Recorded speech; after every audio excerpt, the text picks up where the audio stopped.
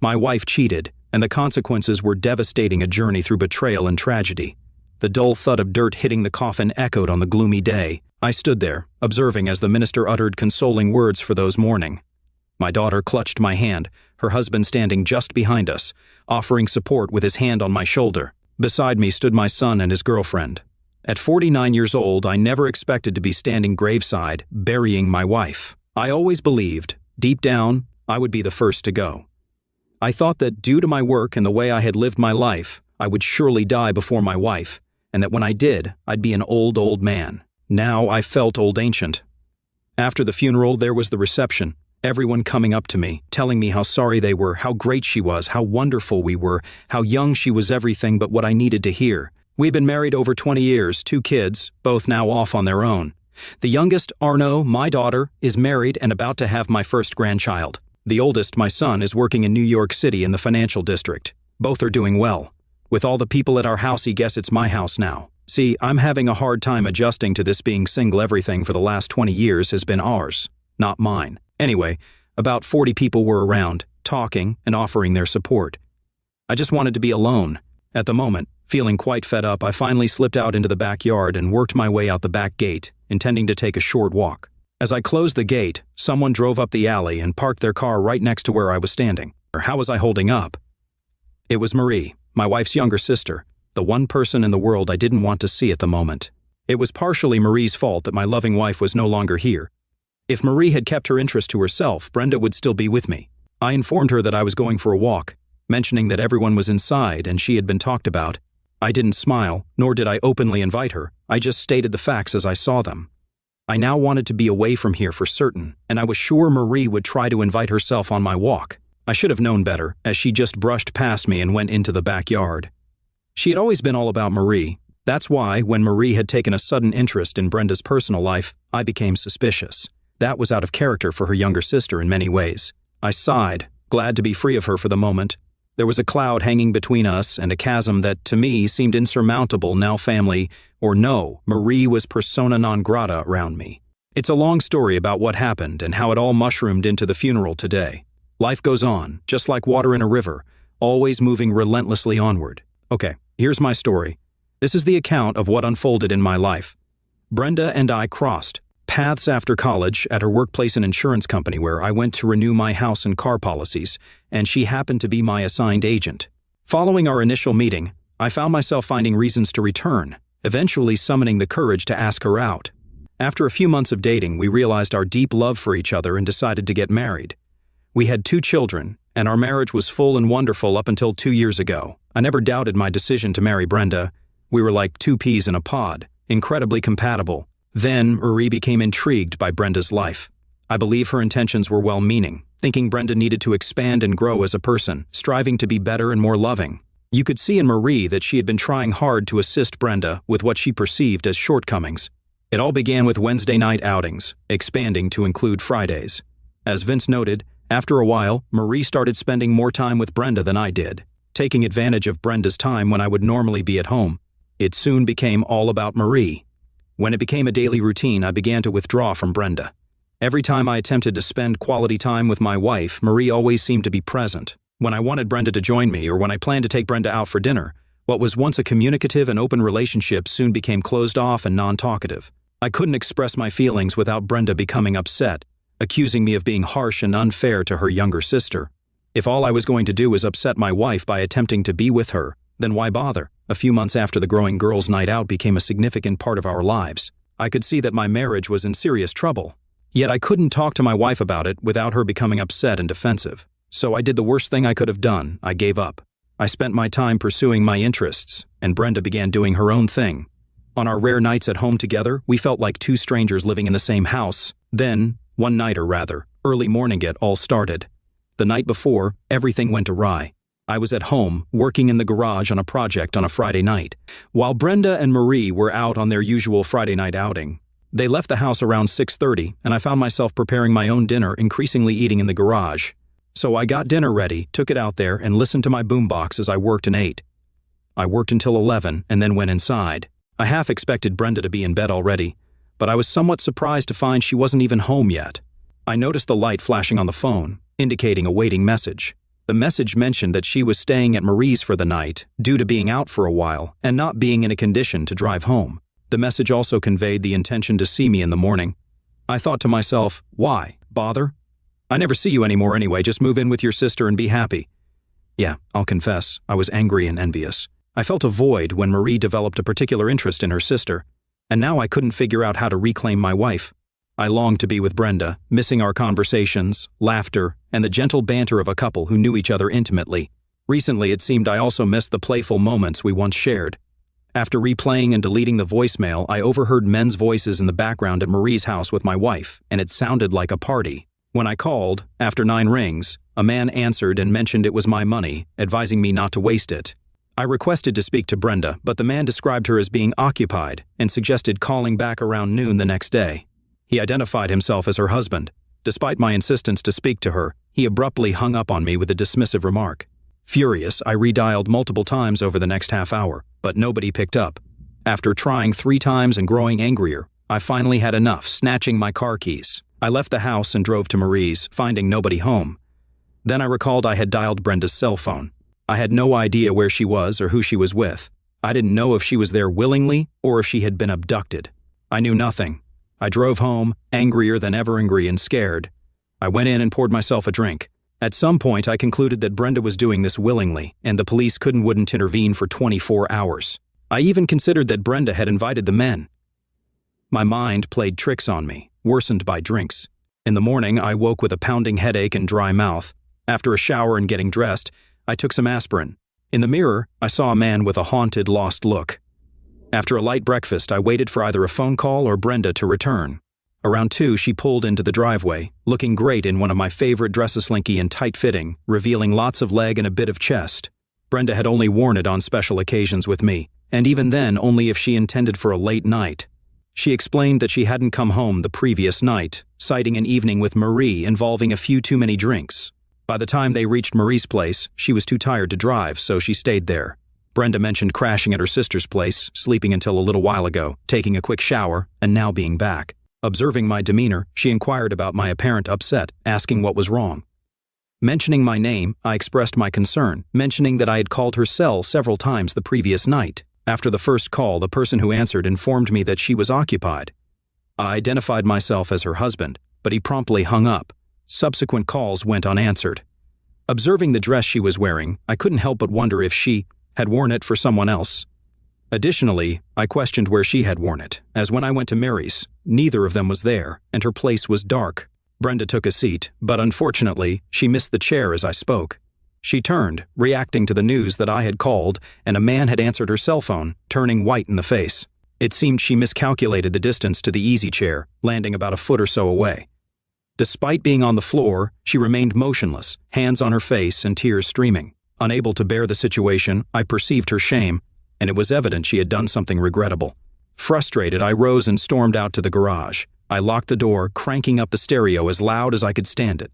In those couple of hours, I accomplished little beyond venting my frustration by crushing things around and cursing at Marie, Brenda, and the person who answered the phone the previous night.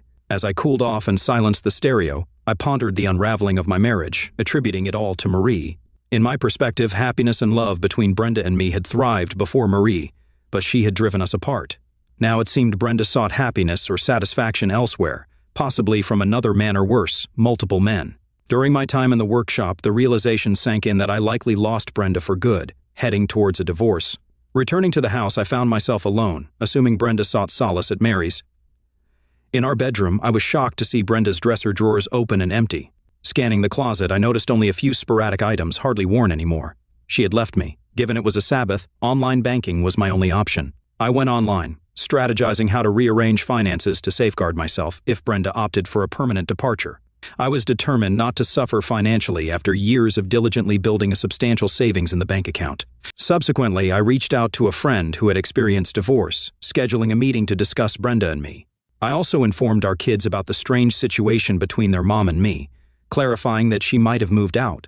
When my daughter inquired about her whereabouts, I honestly admitted I didn't know. Update: a week passed, during which I immersed myself in work, attempting to divert my focus from the disarray of my deteriorating home life. Each night, I resorted to drinking and sleeping, rising just in time for a quick shower before returning to work. This marked 1 week since I had last seen my wife. I met up with my friend, and our conversation didn't yield much advice beyond what I already had a sense of. The primary suggestion was to safeguard my assets first, then address Brenda's intentions and actions. Throughout the entire week, Brenda remained silent, with no phone calls or visits to my workplace. Until Saturday night, I became convinced she had abandoned our relationship long before now, likely involved with another man. That night, I decided to call Marie's house. Marie was surprised to learn that Brenda wasn't home with me, assuming she was still upset and staying close to home. I informed her that she hadn't seen Brenda at all, expressing that it wasn't right. I suggested that what happened between us was because of her. Marie contested, stating that it was awfully harsh and that I didn't mean that. I affirmed, expressing that I did mean it. We were fine until Marie started taking Brenda out every Wednesday, Friday, and Sunday night. I conveyed that her girls' nights out had ruined us, and I hoped she achieved whatever it was she was aiming for. I mentioned that Brenda was gone, and I was sure we were about to get divorced. If she wasn't with Marie, she must be with that person who answered her phone last Friday night. Marie, surprised that I knew about last Friday night, disclosed that on Saturday afternoon, Brenda showed up at home in her want-to-get-laid dress, all fresh and freshly showered. She shared that she told Brenda about some strange guy answering her phone, and Brenda sat on the floor and cried. Later on, when Marie came in from the garage, Brenda had packed her things and left. Marie concluded by saying that her actions had cost me my wife and warned her not to come around me again. Despite her pleas not to hang up, my anger prevented me from listening. I just wanted to shut everything other, Brenda, the other man, and life in general. The word furious didn't capture my feelings adequately. Simply hearing Marie on the phone reignited my rage. I was angry and lost, with my wife somewhere unknown and no means of repairing our relationship. After a heated exchange over the phone, I slammed it down so forcefully that I broke the handset, adding the purchase of a new phone to my growing list of concerns. It took a while before I mustered the energy to get up and go to bed, realizing I had been sitting in the same spot where Brenda had collapsed on me not so long ago. By morning, I concluded that I had come out on the losing end and would have been better off staying up all night drinking. A dreary Sunday morning greeted me, and I was in no mood to deal with anyone. Around noon, I heard a car pull up in our front driveway, and looking out the window, I saw my son emerging. My son asked about what had happened around here, mentioning that Mom came to his place a week ago, upset and crying. She wouldn't talk to him about anything except that I was going to leave her. He inquired about what was going on. I informed him that we were having problems, and that she left Mesh, packed her things, and ran. And this was the first I knew where she was at all this time. He mentioned that Mom came to his place, adding that it was kind of embarrassing, as he had a friend over and she spent the night. He didn't know where Mom had been. He asked when she showed up at my place. I answered that it was on Sunday, after he called and talked to me. She refused to let me call him and talk to him. She wanted me to leave him alone for fear that he'd hunt her down. He questioned what was going on and if I was going to hurt her. I explained that I was tired. It had been a week of worry and stress like none I'd ever had before. Now my son had to drive over 300 miles on a Sunday to ask me what was going on and why his mom was at his place, refusing to let him talk to me. Last week she went out with Aunt Mary. Mom told me about that. She ended up missing your call and somehow you got real angry about it. What got into you? Why would you do that? I explained that she missed my call, and that's what she told him, just that she missed my call. I shared that she mentioned someone else intercepted the call before she knew about it, and I got real mad at her. She was afraid, so she ran. He noted that she missed telling him some important details and asked me to tell him what happened. I recounted that last Friday night, Mom went out with Aunt Marie like clockwork. I was in the garage, working on a few things for a while, came in about 11, and found Mom wasn't home yet. I saw she had left a message on the phone that I had missed, stating she had too much to drink and was going to stay at Marie's. My son acknowledged that Mom told him about the message part. He mentioned that when she left the message, he replayed it to ensure he understood it correctly, noting that I often did that. He replayed it and heard men's voices in the background, which worried him, so he called Mom's cell phone. It rang 9 times, and a strange guy picked up. He asked to speak to her, and the guy told him she was tied up at the moment and to call back tomorrow afternoon. He identified himself as her husband, but the guy hung up after telling him to duck off. I responded, realizing that Mom had sugarcoated that part. He asked if Mom cheated on me, and I admitted that I wasn't sure what happened. She left before we talked about it, but she seemed guilty about something. I hadn't spoken to her since Saturday afternoon. He suggested that we needed to talk to each other, proposing that we come over to his place to discuss things. He assured us that he and his new girlfriend would be there to support us. I agreed to talk, and he emphasized that we should come as we are without weapons. He recognized my anger, but urged us to work things out and not let this situation fester. He offered to follow me home, and I considered riding with him in case things didn't work out at his place. He assured me that he would make sure I got home okay. During the drive to my son's place, I realized that I still had some love for Brenda, even if she had cheated on me. I think that right at that moment I was willing to try to work things out with her. When we got to Mark's place, he parked, and we went inside. His girlfriend was sitting with Brenda, and when I walked in, they both got up, looking nervous. She greeted me, asking how I had been. I felt the anger boiling inside me. Without checking myself, I began to blow up, barely managing to curtail my anger in time. I yelled at her, accusing her of cheating, and saw her shrinking from me. I had to pause and catch myself, apologizing for my outburst. I admitted that I had been okay, drinking a bit too much lately and feeling confused about things. She looked pale and nervous. The woman I loved, the woman I had spent the better part of my life with, was afraid of me. That hurt me deep inside. My heart was breaking. I loved her still, and she was afraid of me. I wondered if we could patch things up. Then a young woman, presumably the guest, interjected, introducing herself as Jill. She expressed a wish that we could have met under better circumstances. I took her proffered hand and shook it gently, responding that I shared the same sentiment and hoped we could get to know each other a bit more. Although Mark hadn't mentioned seeing anyone yet, I glanced knowingly at him, conveying a slight reprimand in my eyes. Jill urged us to talk while she and Mark would be in the other room, ready to intervene if things got difficult. They emphasized the need for us to keep our cool due to the thin walls and floors in the apartment building. After Mark and Jill left, Brenda began to explain things to me, expressing sincere apologies. I responded by asking if she had something to be sorry about, questioning if she had slept with some guy. She clarified that it wasn't exactly that, and I pressed for more information. I confronted her about sleeping with more than one guy, and her revelation stunned me. I was flat out shocked this was not the person I had married years ago, and I felt like I didn't know who she was anymore. She admitted that she didn't do this openly and freely of her own choice. She explained that she was drunk and had consumed too many drinks that night. Marie had been pushing her for weeks to get out, and perhaps loneliness played a role. She couldn't fully understand how it all came about, but suddenly found herself on a bed with two men. Initially, it started with just one guy, but by the end, she had been with all of them. Marie was there too, and by the end of the night, she had been with all of them, including Marie. The guys had arranged it in a way that she didn't consider it coercion, and she was drunk enough not to think about the consequences until it was far too late. Her revelation hit me like a ton of bricks. I had expected to hear she had cheated on me. I hadn't figured more than one man, nor her and Marie doing things together either. They were sisters, for Christ's sake. I sat there, not knowing what to say. Our talk had taken about 5 minutes so far, and we were already into the part about her having been with other men. She wasn't hiding I didn't think she was hiding anything from me.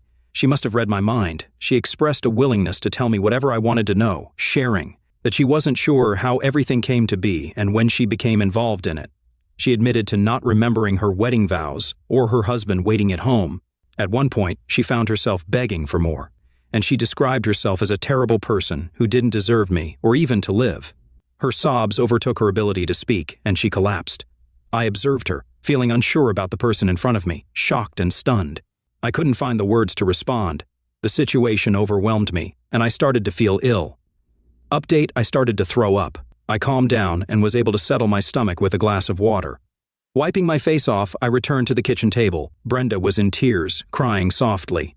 I wanted to go to her and hold her. The problem was, I didn't know if it would be okay ever again. I sat down heavily, wanting to be able to know what to say or ask without getting sick again. She explained that the nights out with Marie were not for scouting men, and that it had never happened before. They had gone to a new club, and she had been drinking too much.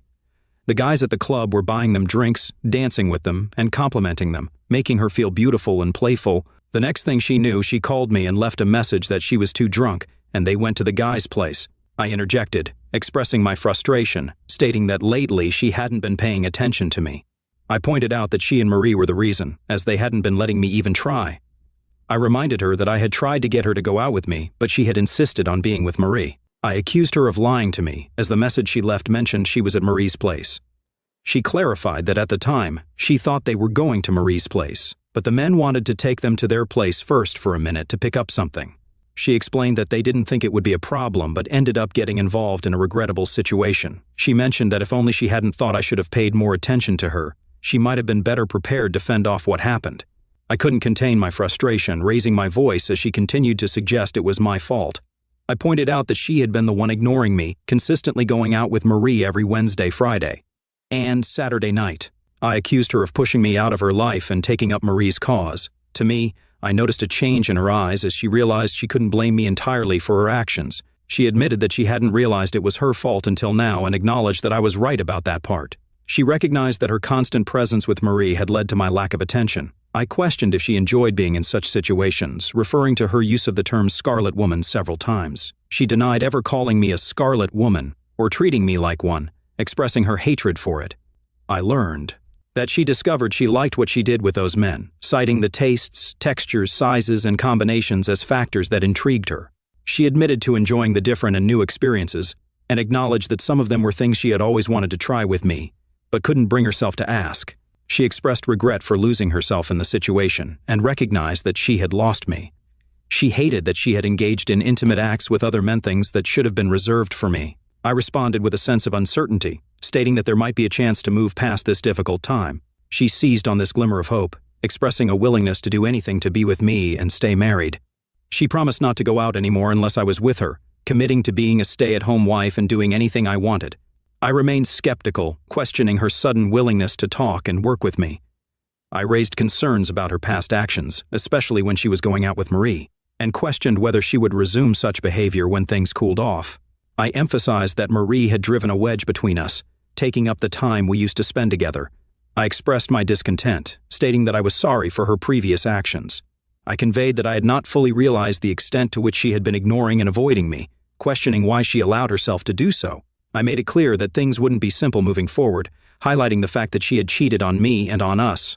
I asked about her involvement with other men, emphasizing the emotional toll it took on me. I confronted her about the idea of passing it off as staying with Marie and questioned if she would have continued lying if I hadn't found out. I expressed my rising anger, and Brenda could see it in my eyes as my voice increased in volume. Mark and Jill discreetly entered the kitchen. In that instance, my son suggested a short break, proposing that either he and I or Jill and I could take a walk. Jill took hold of my arm, guiding me out of my chair. Though I had already half risen, her tug felt powerful, indicating her strength. She suggested that we go for a walk, allowing me to share my thoughts while Mark and Brenda had their conversation. I agreed, acknowledging that it was probably the best course of action.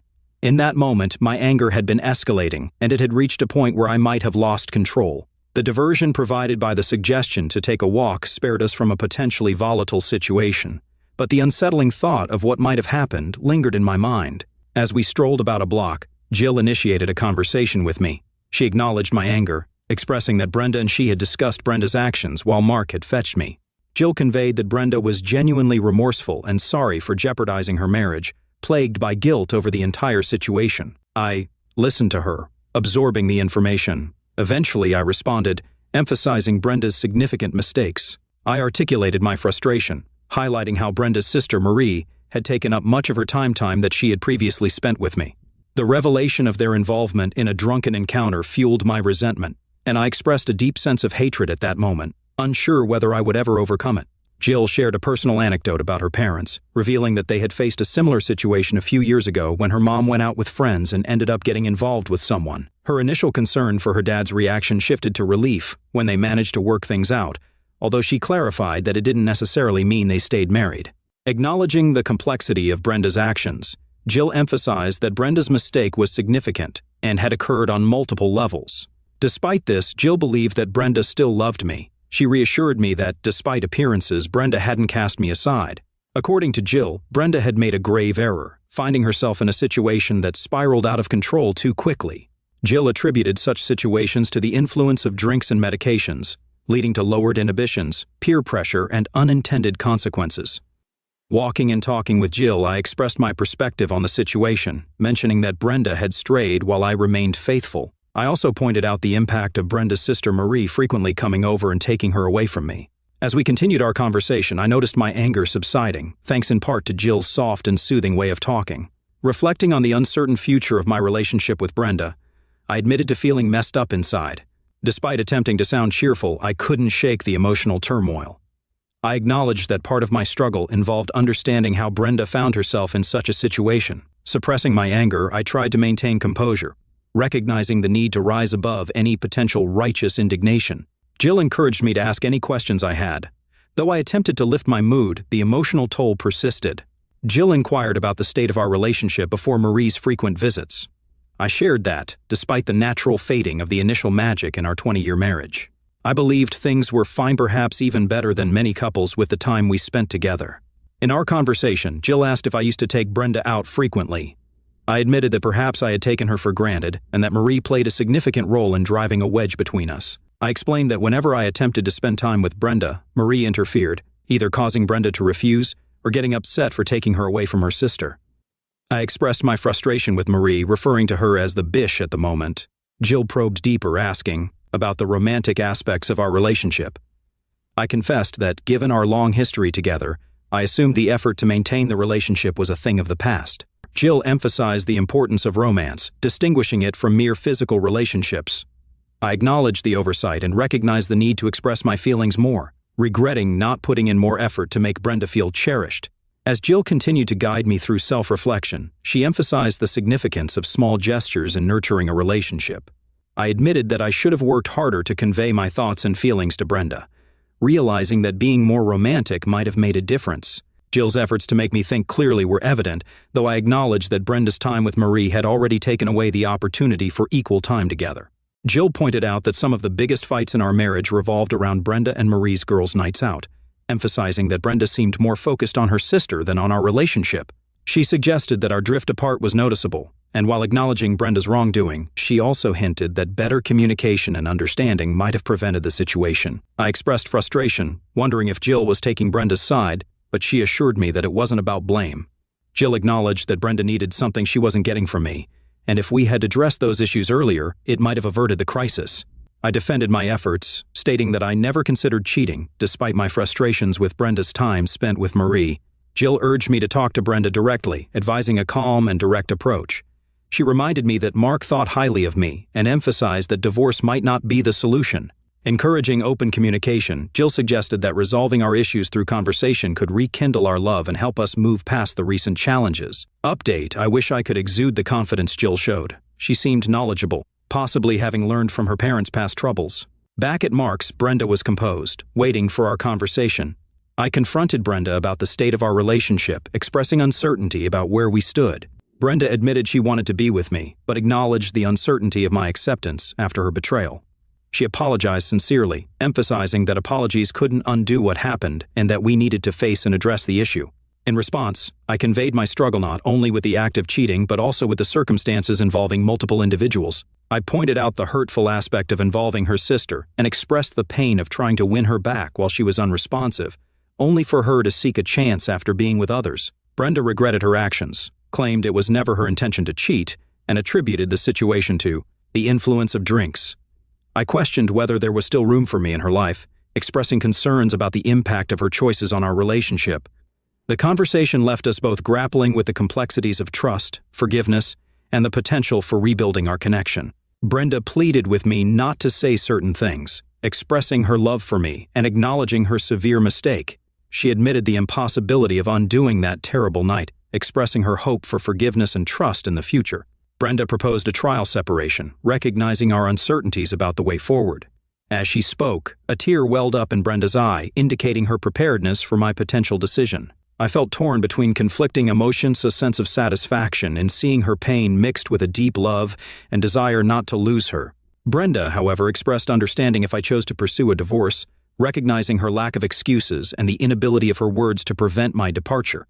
She reluctantly agreed to a trial separation if that was what I thought we needed. Jill intervened forcefully, cautioning against a trial separation that could lead to a swift divorce. Drawing from the experience of her own parents, she suggested a different approach, emphasizing the importance of facing the mistake together. Proposing separation within the same house to encourage communication and working through the issues rather than drifting further apart, I remained silent, absorbing Jill's perspective on the matter. The authority in her voice resonated with some truth to me. I acknowledged that what she said was reasonable, but what about those thoughts of mine and my pleasure in Brenda's pain? I looked at Brenda and contemplated for a bit could I let her into my house again. Could I resist the urge to kick or hurt her over the next weeks or months? Could I ever learn to cope with all that had happened? Jill's voice broke the silence, addressing me and my son, expressing concern about the situation. Mark joined in, questioning what was happening and awaiting a response. I acknowledged the pressure, expressing uncertainty about the safety of a trial separation, considering my current anger. I admitted to feeling a significant amount of anger over the situation. Jill and Mark understood my emotions, and Jill emphasized the importance of being together to work through our issues. Citing her parents' experience, she insisted that staying together and facing the challenges was the only way to find out if we could make it work. I contemplated Jill's words, pondering the realistic alternatives available to us. Expressing my doubts, I found it challenging to believe that being with Brenda and working through our issues was the right solution. The lingering anger I felt raised concerns about the potential for physical damage if we were together. I was aware of the toll our separation had taken on both of us over the past week, and I didn't want us to become another statistic in the grand scheme of life. Addressing Mark and Jill, I expressed my displeasure with feeling coerced into a decision. I made it clear that I wouldn't make such a crucial choice under duress.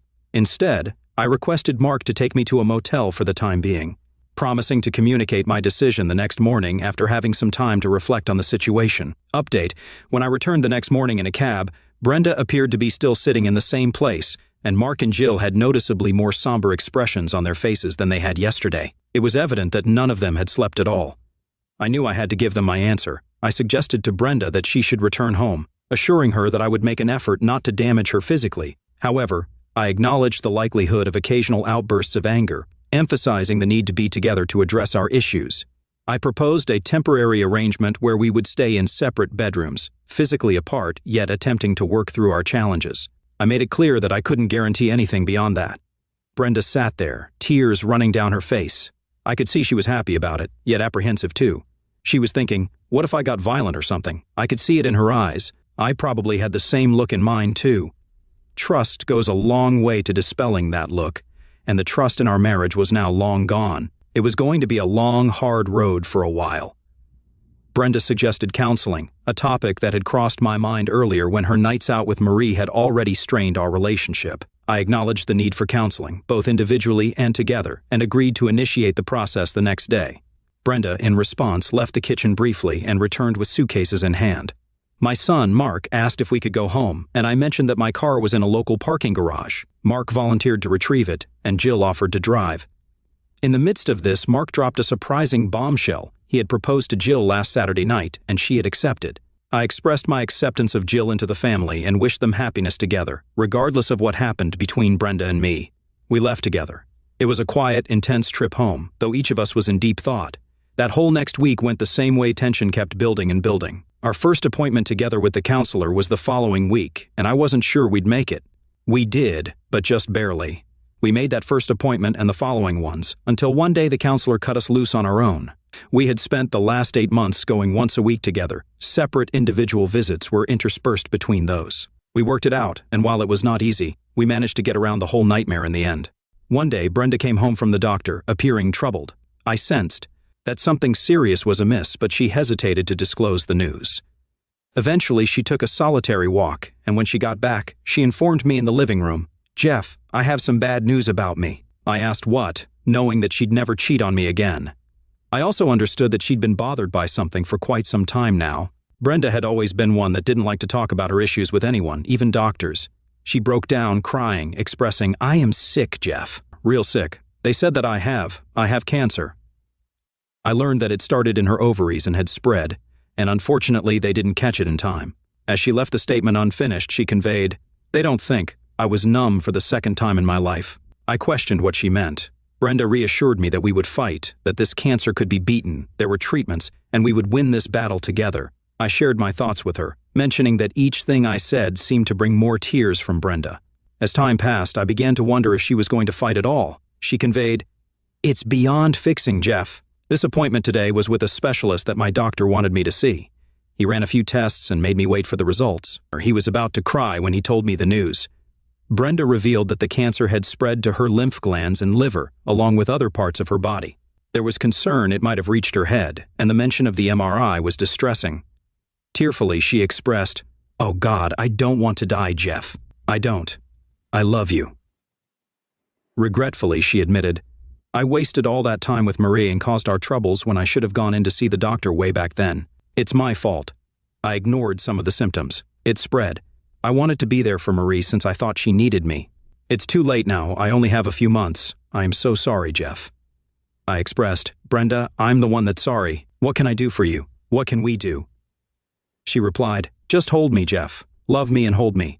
That's all anyone can do for me now. I followed her request, holding her close. Forgotten were those days of anger and pain. We now faced new challenges, anger and pain brought by the dreaded cancer. Despite the time we were apart and Brenda had fallen, we had generally been a happy couple. I made an effort to maintain a positive and happy attitude around Bren throughout the time she wasted away. At some point, we believed that some of the treatments might have been helping her, but later we discovered that was not the case.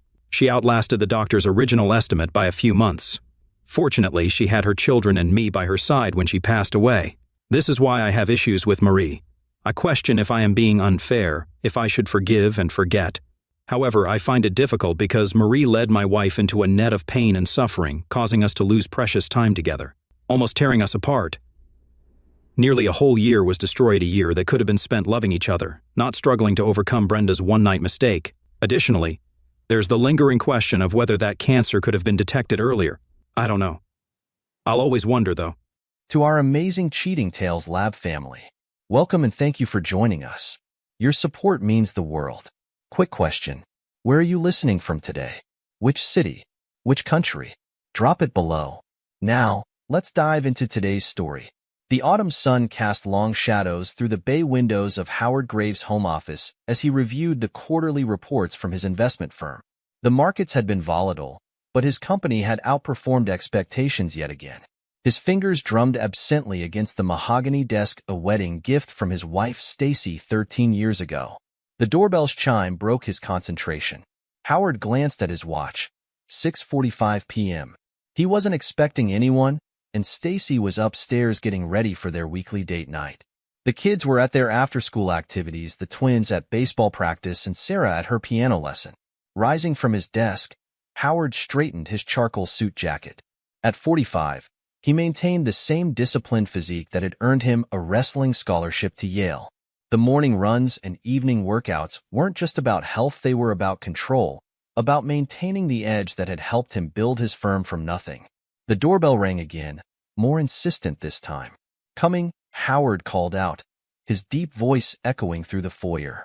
Through the frosted glass panels flanking the front door, he could make out multiple silhouettes. Opening the door, he found himself face to face with his younger brother Eric, flanked by two men in expensive suits that screamed, "Corporate lawyer." Eric? Howard's initial smile faded as he noticed his brother's expression, cold, calculated, with a hint of something that looked disturbingly like triumph. What's this about? Eric, 3 years Howard's junior, had always been the more conventionally handsome of the two.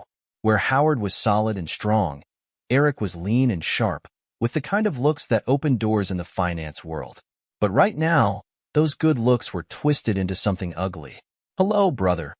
Eric's voice carried a note of malice that Howard had never heard before. "May we come in? We have some family matters to discuss." Howard stepped aside, his instinct screaming that something was very wrong. The lawyers moved with practiced efficiency, their Italian leather shoes clicking against the hardwood floors as they entered his home. "Your wife," Eric announced, turning to face Howard with a smirk, "promised me a wild night 13 years ago." He paused, savoring the moment like a predator toying with its prey.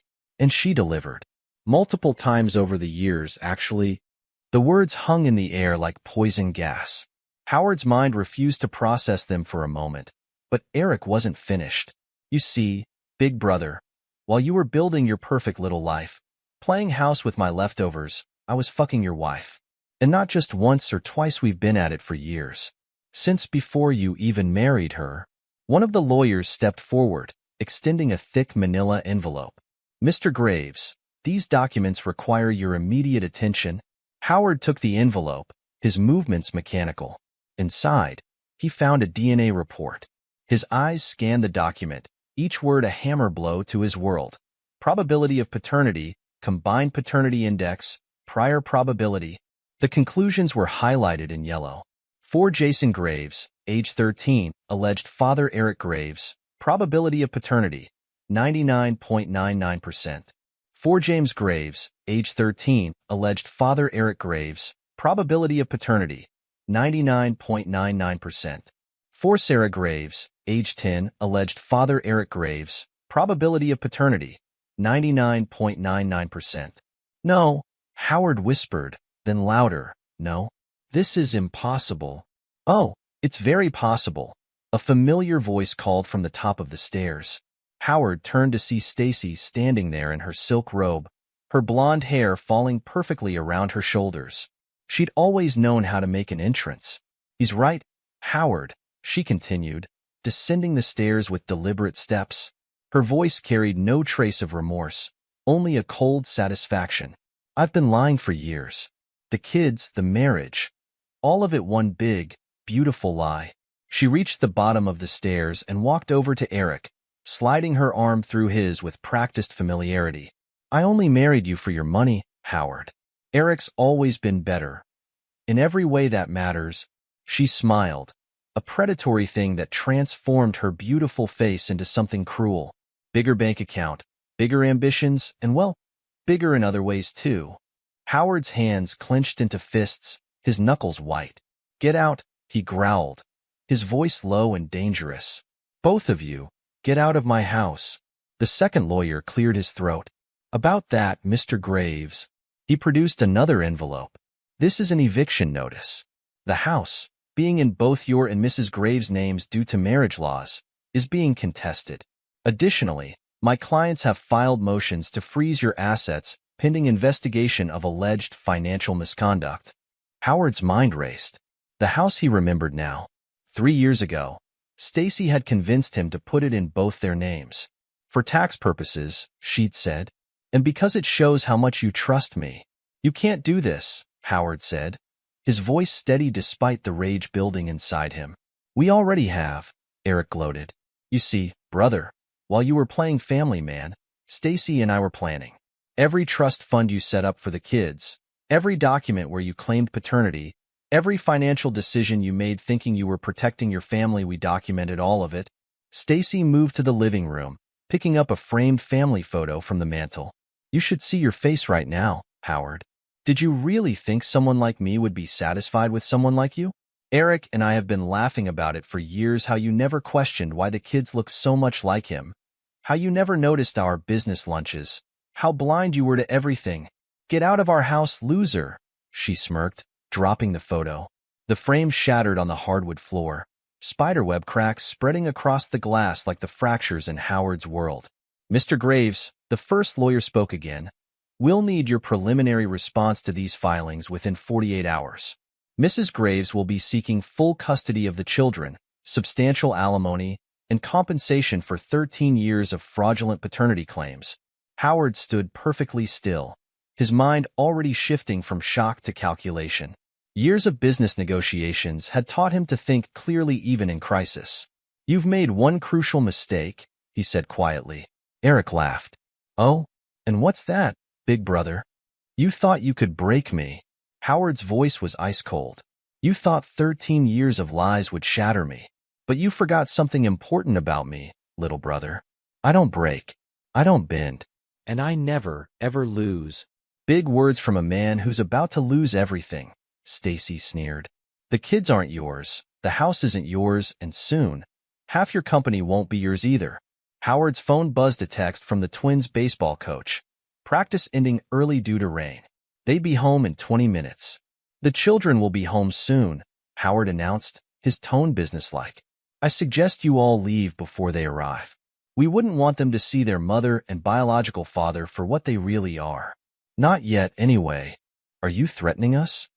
Eric stepped forward, his face flushed with anger. Threatening you? Howard's laugh was devoid of humor. No, Eric. A threat implies uncertainty. I'm making you a promise. You want to play games? Fine. But remember, you chose this battlefield, not me. And unlike you, I don't need to hide behind lawyers and lies to win. We have DNA proof, Stacy spat. We have documentation. We have everything we need to destroy you.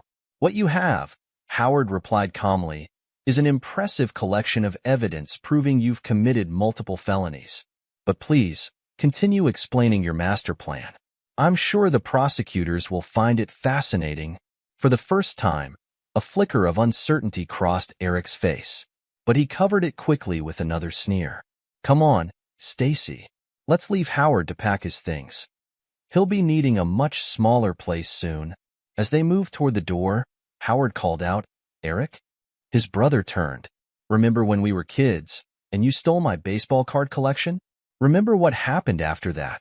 Eric's face paled slightly. As children, Howard had spent 6 months systematically dismantling everything Eric cared about: his friendships, his reputation at school, his prized possessions, until Eric finally returned the cards, completely broken. You're not kids anymore, Stacy said, but her voice wavered slightly. No, Howard agreed. We're not. And this time, you've taken something far more precious than baseball cards. He smiled, and both Eric and Stacy took an involuntary step back. I'll be keeping the house, by the way. You might want to have your lawyers review the actual property documents. The ones in the safe, not the copies you've been working with. What do you mean? Eric demanded. Leave, Howard said simply. Before the children get home, we can discuss the rest through proper channels. He turned to the lawyers. Gentlemen, I'll have my legal team contact you tomorrow. I suggest you review your client's evidence very carefully before proceeding. Knowingly submitting fraudulent documents to the court is a serious offense. After they left, Howard stood in the foyer, looking at the shattered family photo on the floor. He pulled out his phone and made 3 calls, one to his lawyer, one to his sister Kelly, and one to a private investigator he'd worked with before. The sound of rain outside grew stronger, and Howard could hear the twins' carpool pulling into the driveway. He took a deep breath, straightened his tie, and prepared to protect his children from the storm that was coming. They were his kids, regardless of DNA, and he would make sure they survived this with as little trauma as possible.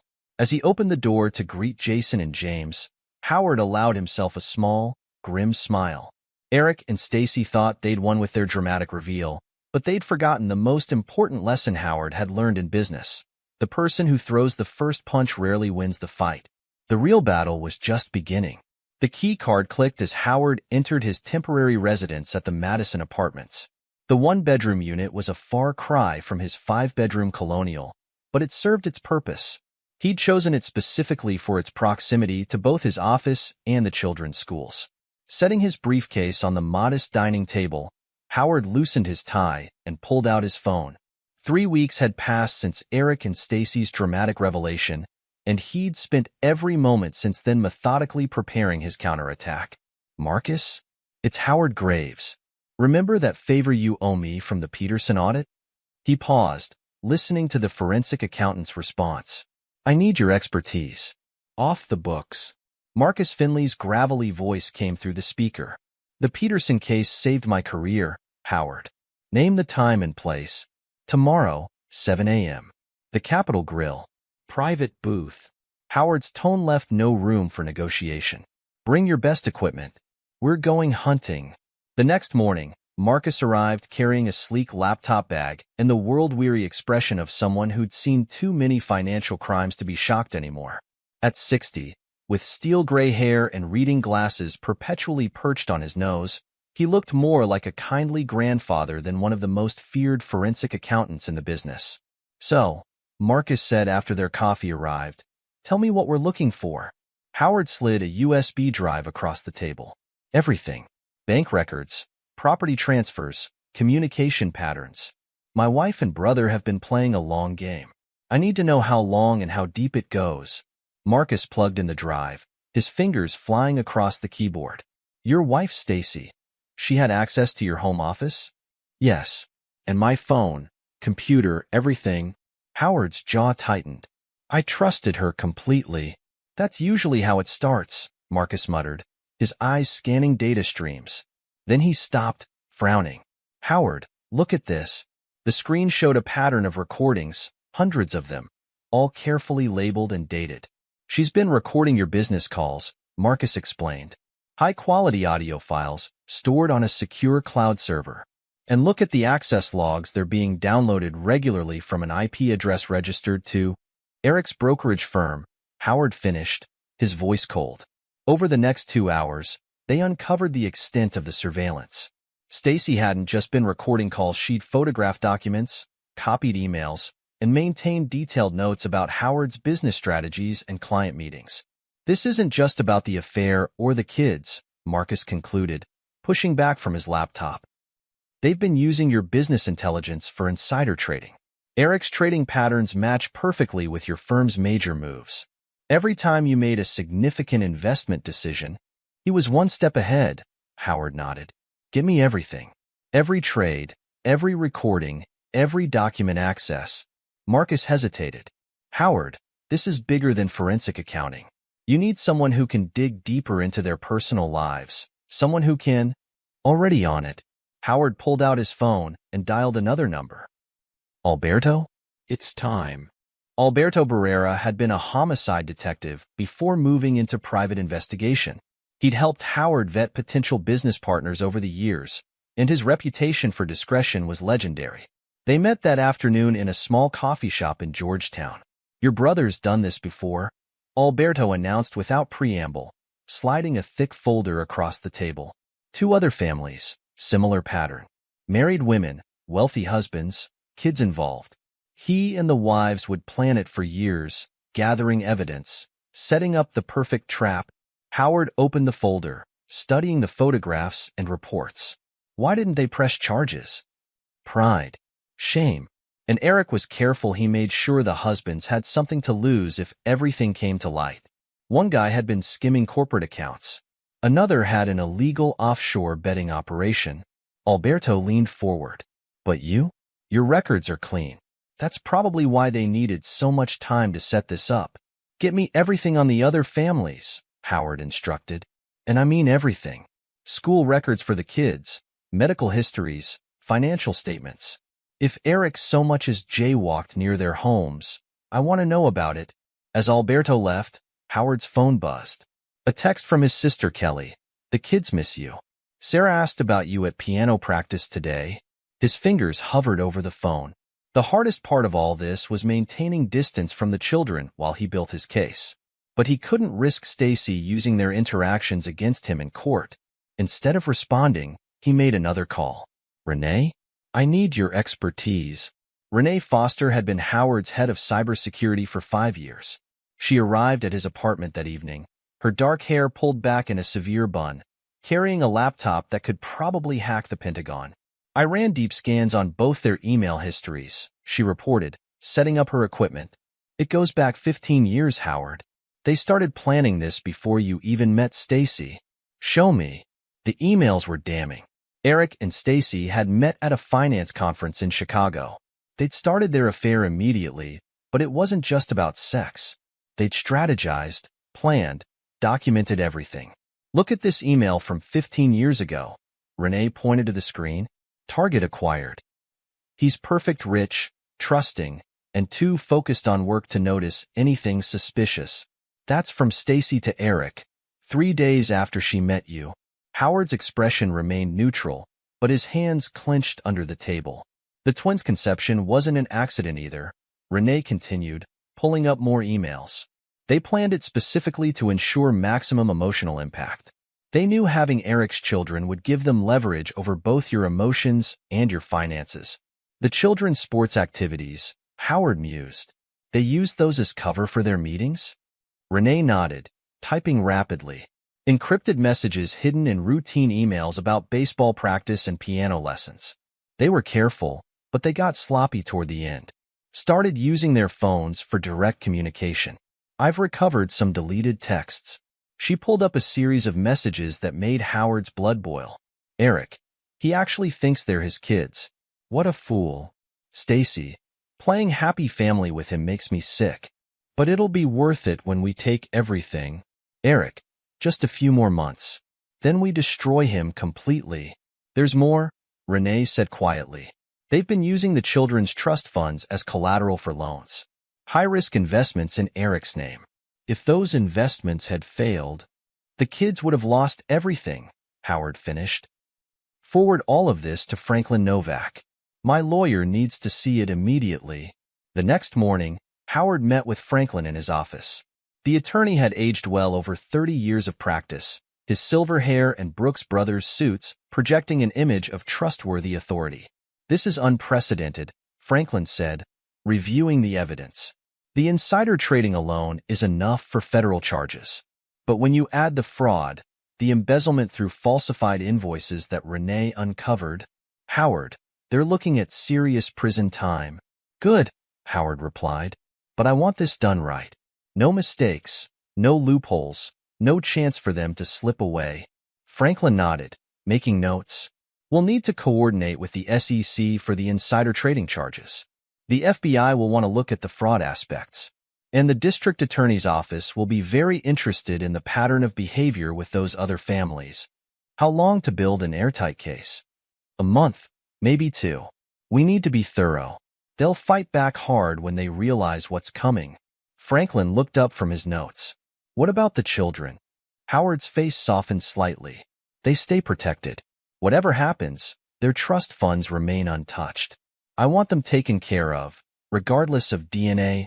And Stacy's claims about paternity fraud? Let her make them, Howard said coldly. Every time she claims I'm not their father, she'll be admitting to insurance fraud. She listed me as the father on every policy, every school document, every medical form. Let her try to explain that to a federal judge. As Howard left Franklin's office, his phone buzzed again. A text from Stacy. The kids keep asking about you. Getting harder to explain why Daddy abandoned them. Ready to negotiate yet? Howard didn't respond, but he smiled. Let them think they were winning. Let them believe their plan was working perfectly. The time would come soon enough when they'd realize just how badly they'd underestimated him. That evening, he met with his entire team: Marcus, Alberto, Renee, and Franklin in a private room at the Capitol Grill. The evidence was spread across the table like pieces of a complex puzzle. One last thing, Alberto said, pulling out a final report. I found something interesting about Eric's brokerage license. There are some irregularities in his initial application. If we pull that thread, do it, Howard ordered. Pull every thread. Check every document. I want no surprises when we move. Marcus raised his glass. To justice? Howard shook his head. To patience. And to making sure they never hurt another family again. As his team discussed strategy, Howard's mind drifted to the children. Jason's baseball games, James's science projects, Sarah's piano recitals. DNA didn't matter. They were his kids, and he would make sure they had a future free from their mother's manipulations and their biological father's schemes. The next morning, Howard received a call from his building's security. Eric had tried to gain access to his office, claiming he needed to discuss family matters. Your brother left a message, his secretary reported. He says you're only hurting yourself by dragging this out.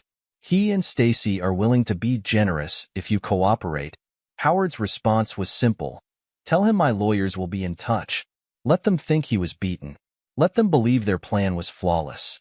Howard Graves had learned long ago that the best revenge wasn't served cold, it was served with precision, patience, and absolute certainty. As he reviewed the mounting evidence with his team, Howard remembered something his father had told him years ago. In business and in life, son, never throw the first punch. But when you hit back, make sure they stay down. Eric and Stacy had thrown their punch. Now Howard was methodically assembling the evidence that would not just knock them down, but destroy everything they'd built through lies and manipulation. The investigation continued, each day bringing new revelations of their deception. Howard maintained his distance from the children, though it pained him. Better a few months of confusion than a lifetime of watching their mother and biological father manipulate them for financial gain. As Alberto dug deeper into Eric's past, more victims emerged. Women who'd been used as pawns in previous schemes, business partners who'd been betrayed, families that had been torn apart. None had fought back effectively, but their stories added weight to the growing case. Your brother's gotten bolder over the years, Alberto reported during their weekly update. The patterns are consistent, but the scale keeps increasing. You're his biggest target yet. And his last, Howard replied firmly. Renee's cyber investigation revealed more layers of deception. Stacy had been systematically copying and forwarding business documents for years, using a sophisticated system of hidden email accounts and encrypted messages. She didn't just record your calls, Renee explained, showing him the data trails. She installed keyloggers on your devices, copied entire hard drives, even photographed documents in your briefcase while you slept. Marcus's financial analysis painted a picture of long-term planning and calculated deception. They've been moving money through a series of shell companies, he reported, preparing for this moment for years. But they made mistakes, got careless with the documentation. Franklin worked tirelessly to organize the evidence into a cohesive legal strategy. We're not just building a defense against their claims, he explained. We're constructing a comprehensive criminal case. When we move, they won't know what hit them. Howard maintained his outward appearance of a man under siege. He let Eric and Stacy see him looking tired at school events, appeared distracted at business meetings, gave them just enough signs of breaking to feed their confidence. Inside his temporary apartment, however, he worked with cold precision, organizing the evidence that would ensure their destruction. The walls were covered with timelines, financial records, and surveillance photos. Every piece of information was another nail in their coffin. As the investigation phase neared its end, Howard received one final piece of evidence from Alberto, a recording of Eric and Stacy discussing their plans at what they thought was a secure location. Howard's always been weak. Eric's voice dripped with contempt. All that talk about family and trust. Pathetic. He made it so easy, Stacy laughed. Playing devoted husband and father while we built the trap. I almost feel sorry for him. No, you don't, Eric replied. You're right, Stacy agreed. I don't. When this is over, we'll have everything: the money, the house, the kids as leverage. And Howard? He'll have nothing. Just like he deserves. Howard listened to the recording twice, his expression unchanging. Then he made one final call to Franklin. Are we ready? Everything's in place, Franklin confirmed. The SEC is prepared to move on the insider trading. The FBI has enough evidence for multiple fraud charges. And the district attorney is very interested in the pattern of behavior with the other families. Good, Howard said quietly. Then it's time to let them think they've won. The pieces were in place. The evidence was secured. Now it was time for the final phase of Howard's response to their betrayal. Eric and Stacy thought they'd orchestrated the perfect plan to destroy him. They were about to learn just how wrong they were. Howard sat in his small apartment, surrounded by stacks of financial documents. His signature, freshly dried, marked the bottom of each page. To anyone watching, it appeared he was surrendering everything he'd built. Are you certain about this strategy? Franklin Novak asked, adjusting his wire-rimmed glasses. Once we start this play, there's no going back. They expect me to fight the eviction, Howard replied, his voice steady. They're prepared for a legal battle over the house and assets. What they're not prepared for is total capitulation. Franklin gathered the signed documents into his briefcase. The meeting to finalize the asset transfer is scheduled for tomorrow at 2 p.m. Eric and Stacy's lawyers confirmed their attendance. And our other guests? The SEC agents will be in position. FBI too. The district attorney's office is coordinating with both agencies. Franklin paused. You know they'll try to hurt you through the children one last time. Howard's expression hardened. The kids are staying with Kelly this week. Stacy agreed, thinking it would give her time to clear out my things from the house. A cold smile crossed his face. She always underestimated my relationship with my sister. The next morning, Howard dressed with particular care: charcoal suit, white shirt, blue tie. The same outfit he'd worn the day Eric and Stacy had arrived with their revelation. He wanted them to remember this. The conference room at Franklin's law firm filled slowly. Eric and Stacy arrived first, both wearing expressions of barely concealed triumph. Stacy had dressed expensively, no doubt using the credit cards she thought Howard couldn't track. Eric wore his usual banker's armor bespoke suit, gold watch, shark smile. Brother, Eric nodded mockingly.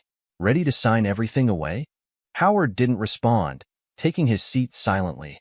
Their lawyers spread documents across the mahogany table, pointing out signature lines with efficient precision.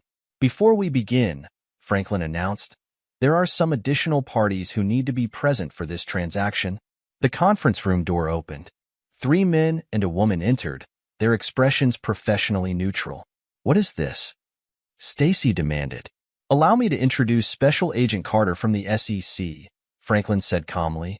along with Special Agent Rodriguez from the FBI's Financial Crimes Division and Assistant District Attorney Chun. Eric's smile faltered. This is a private family matter. These people have no business. Oh, but they do. Howard spoke for the first time. You see, this isn't just about a house or some bank accounts. This is about 15 years of fraud, insider trading, and criminal conspiracy. The color drained from Stacy's face. You're bluffing. You have nothing. Howard nodded to Franklin, who opened his laptop. The large screen on the conference room wall flickered to life, displaying emails, financial records, and surveillance photos. Nothing? Howard's voice was ice. Let's start with the insider trading.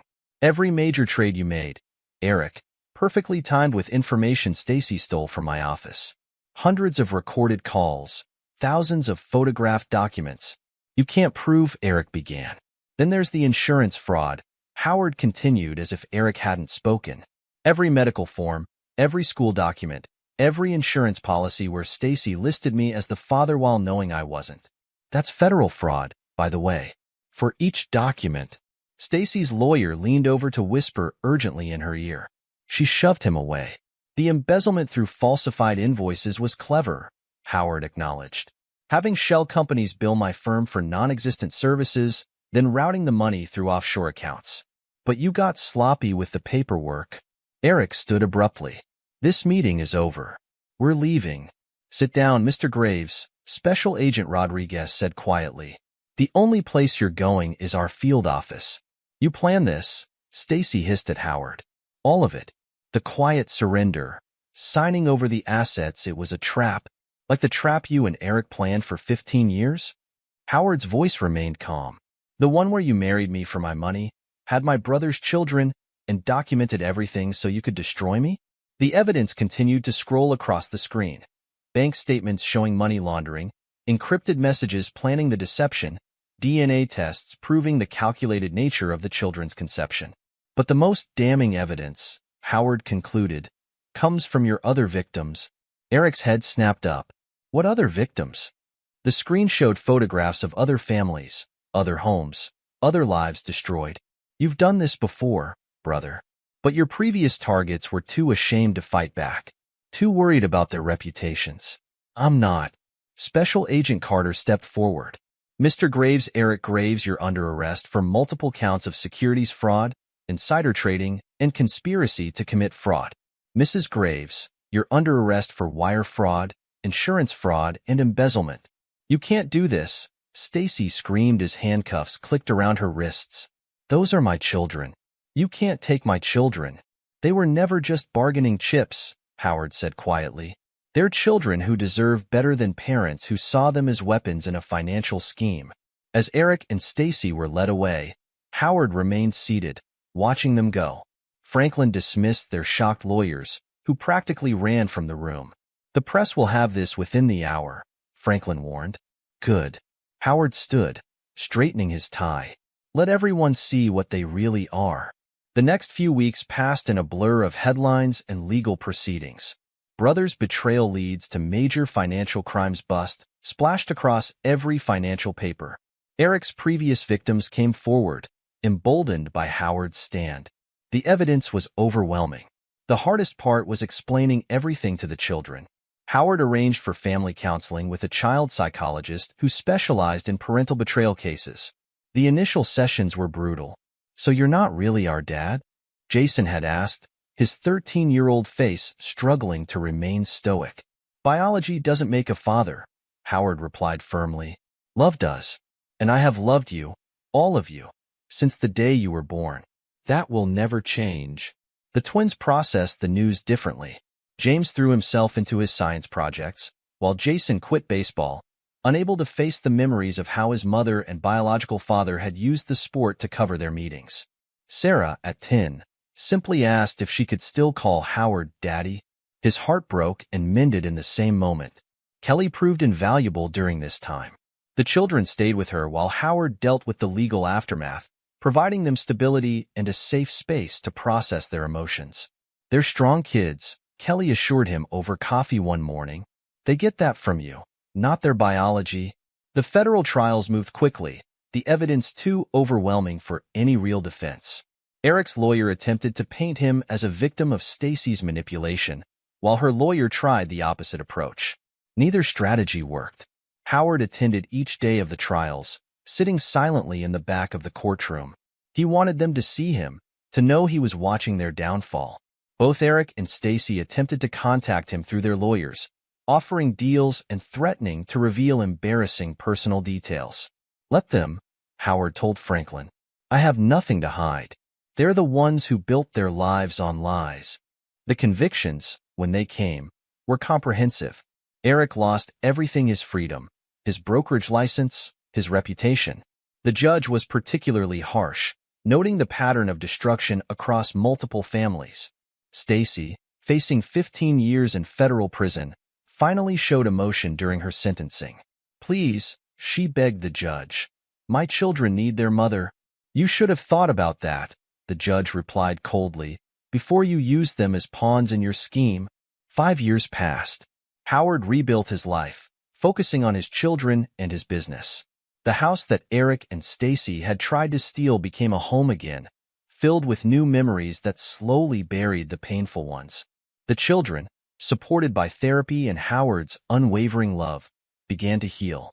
They chose to keep the Graves surname, a decision that meant more to Howard than any financial victory. "Blood doesn't make a family," James announced one evening over dinner, now 18 and preparing for college. "Actions do." Jason, having found a new passion in photography, nodded in agreement. "Besides, who wants to be associated with those two?" Sarah, now 15 and still playing piano, had perhaps the simplest take: "You're our dad." Period. Both Eric and Stacy attempted to contact the children from prison. Their letters went unopened, their calls unanswered. The children had made their choice, choosing the father who loved them over the parents who had seen them as tools for revenge. Howard's revenge hadn't just been about punishment, it had been about justice, about protecting not only his family but preventing Eric and Stacy from destroying other lives. In the end, blood had proved thinner than water, but integrity had proved stronger than both. The final piece of mail Howard received about the case was a notice that Eric and Stacy had been denied their appeals. He filed it away without comment, then went to watch Sarah's piano recital, where she played Beethoven's Moonlight Sonata flawlessly. Looking at his daughter on stage, Howard knew he'd won more than just a legal victory. He protected the only thing that truly mattered: his family's future. Eric and Stacy had tried to use love as a weapon, but they'd never understood that real love, like real strength, couldn't be faked or manipulated. It was this understanding that made Howard not just a victor, but a father. And in the end, that was the only title that mattered. Epilogue. 10 years after the verdict. The visiting room at the Federal Correctional Institution in Danbury, Connecticut, remained as austere as it had been for the past decade. Stacy Graves, now showing strands of gray in her once perfect blonde hair, sat alone at a metal table. The guard had informed her 30 minutes ago that her children wouldn't be coming again. She'd been sending monthly visitation requests for 10 years, and for 10 years, they'd been declined. Her prison uniform hung loose on her frame, a far cry from the designer clothes she'd worn during the trial. The other inmates called her the schemer, not for her crimes, but for her endless plots to regain contact with her children, all of which failed. 3 cells down, a letter lay crumpled in her trash bin. "Dear Ms. Graves, we represent James, Jason, and Sarah Graves. This is our final notice requesting that you cease attempting to contact our clients through any means, including but not limited to letters, phone calls, or visitation requests. Any further attempts will result in legal action. Respectfully, Morton and Associate." At the Metropolitan Detention Center in Brooklyn, Eric Graves faced his own daily humiliations. His prison job in the laundry facility was a far cry from his corner office at the brokerage firm. His cellmate, ironically, was another financial fraudster who'd once sought Eric's investment advice. Eric had tried writing a memoir titled Brother versus Brother, the truth behind the headlines, but every publisher rejected it. The rejection letters all carried the same message. Howard's story was already public record, documented in court transcripts and investigative journalism pieces. Nobody wanted Eric's self-serving version of events. Meanwhile, in Greenwich, Connecticut, Howard Graves' life had taken a markedly different path. The old colonial house, once a battlefield in Eric and Stacy's scheme, had become a true family home. Howard had considered selling it after the trial but decided against it.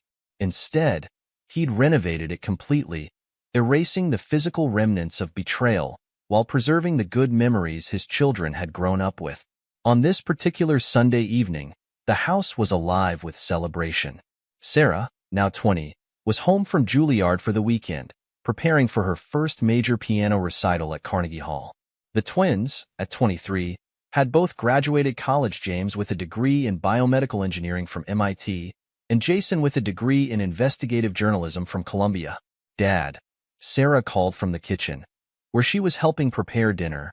Jason's latest article just went viral. Howard looked up from his tablet, pride evident in his expression.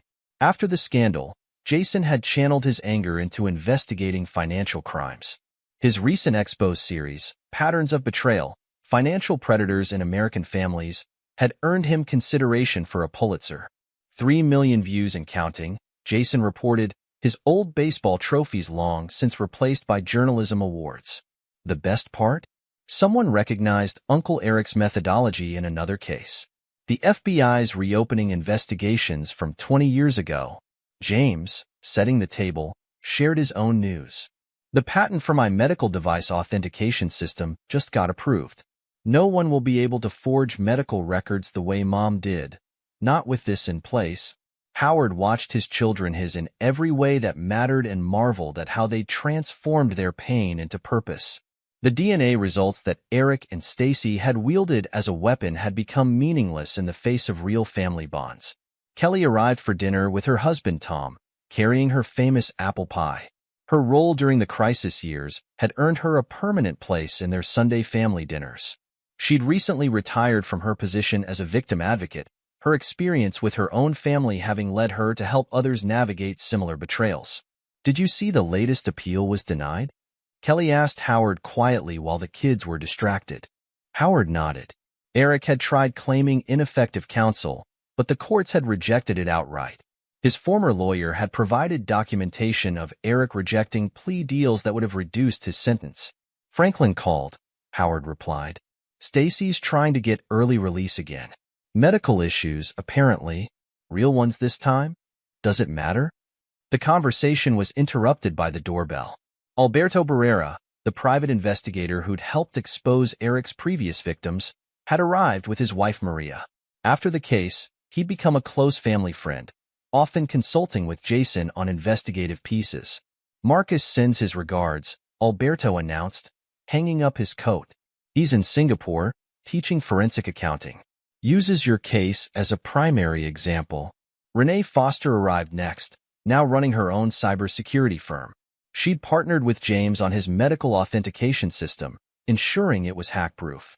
The success of the Graves case had established her reputation in the field.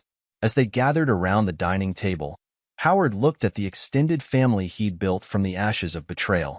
The conversation flowed naturally, touching on everything from Sarah's upcoming recital to Jason's investigations to James's innovations. The topic eventually turned to recent news about Eric and Stacy, as it sometimes did during these gatherings. "Mom's latest letter arrived yesterday," Sarah mentioned, her tone matter-of-fact. "I returned it unopened, like always." "She tried adding me on LinkedIn," James added with a dry laugh. "From a prison computer program account. Claimed she wanted to support my career development." "Uncle Eric's more creative," Jason contributed. "He attempted to contact me through a prison ministry program, claiming he'd found God and wanted to make amends. My editor got a good laugh out of that one." Howard listened to his children discuss their biological parents with a detachment that had taken years of therapy to achieve. The betrayal had left scars, but they'd healed stronger. Later that evening, after the guests had left and the kids had retired to their old rooms, Howard sat in his study. The wall that had once held family photos now displayed his children's achievements, Sarah's concert programs, Jason's published articles, James's patents. Mixed among them were the legal documents that had ended Eric and Stacy's scheme, preserved as reminders of justice served. His phone buzzed with a text from Franklin Novak, who'd recently become a federal judge. "Thought you should know." Eric's trying to publish a book again. Publishers still aren't interested. Some stories only work when truth wins. Howard smiled, remembering the day 10 years ago when truth had indeed won. The evidence had been irrefutable, the justice swift.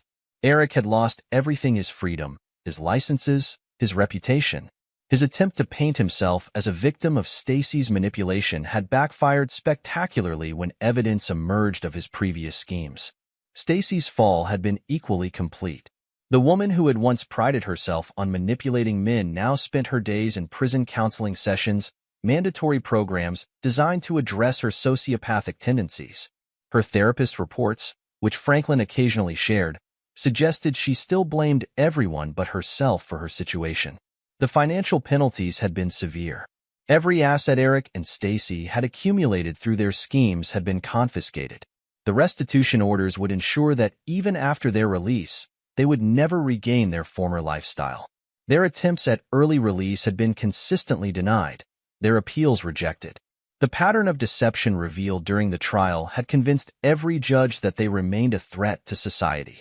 Howard's own life had flourished in ways Eric and Stacy couldn't have predicted. His investment firm had grown stronger, his reputation for integrity attracting clients who valued honest financial management. He'd established a foundation that helped victims of financial fraud, providing resources and legal support to families targeted by schemes similar to Eric's. The children had exceeded everyone's expectations. They'd taken the pain of betrayal and transformed it into driving forces for positive change.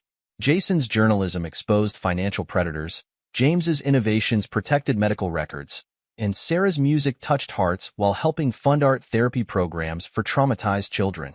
Their decisions to keep the Graves surname had been made independently, each child choosing Howard's legacy over their biological parents' shame. They'd even legally changed their middle names, removing any connection to Eric and Stacy's families. The extended family that had formed during the crisis remained close. Kelly's role as aunt had expanded to include mentor and confidant. Alberto's investigative skills had guided Jason's career choice. Renee's technical expertise had influenced James's path in medical security. Even Marcus, though often abroad, maintained regular contact through video calls, sharing his expertise with the next generation of forensic accountants. Franklin's rise to the federal bench had been partially influenced by his handling of the case. His thorough prosecution had set new precedents for dealing with long-term financial fraud schemes. The story had become a cautionary tale in legal and financial circles. Harvard Business School had created a case study based on it, examining how trusted insiders could exploit family businesses. Jason had guest lectured there, providing first-hand insight into the human cost of such betrayals. Eric and Stacy's other victims had found closure through the trial. Several had formed a support group, which Howard's foundation now funded. Their stories had helped change laws regarding financial fraud within families, establishing stronger protections for victims. Howard's phone buzzed again, a group text from his children. Sarah, Carnegie Hall rehearsal tomorrow. Dad, front row seat still has your name on it. Jason, breaking news can wait. Wouldn't miss it. James, bringing the prototype for the new security system. Install teams ready for next week. Howard smiled, remembering Eric's words from 10 years ago. Blood is thicker than water. His brother had been wrong about that, just as he'd been wrong about everything else. It wasn't blood that made a family, it was love, trust, and integrity. The moon cast shadows through the study window, reminding Howard of countless nights spent building the case that had brought justice. But justice hadn't just been about punishment. It had been about protection, protecting his children, protecting other potential victims, protecting the very idea of what family should mean. Eric and Stacy had tried to destroy his family with lies, manipulation, and betrayal. Instead, they'd inadvertently strengthened it, forging bonds that no DNA test could ever break. Their scheme had failed not just legally, but fundamentally they'd never understood that real family transcended biology. As Howard prepared for bed, he paused to straighten a family photo on the wall, a recent one, showing him with his children at James's graduation. Their smiles were genuine, their bond unshakable. In the end, that was his true victory.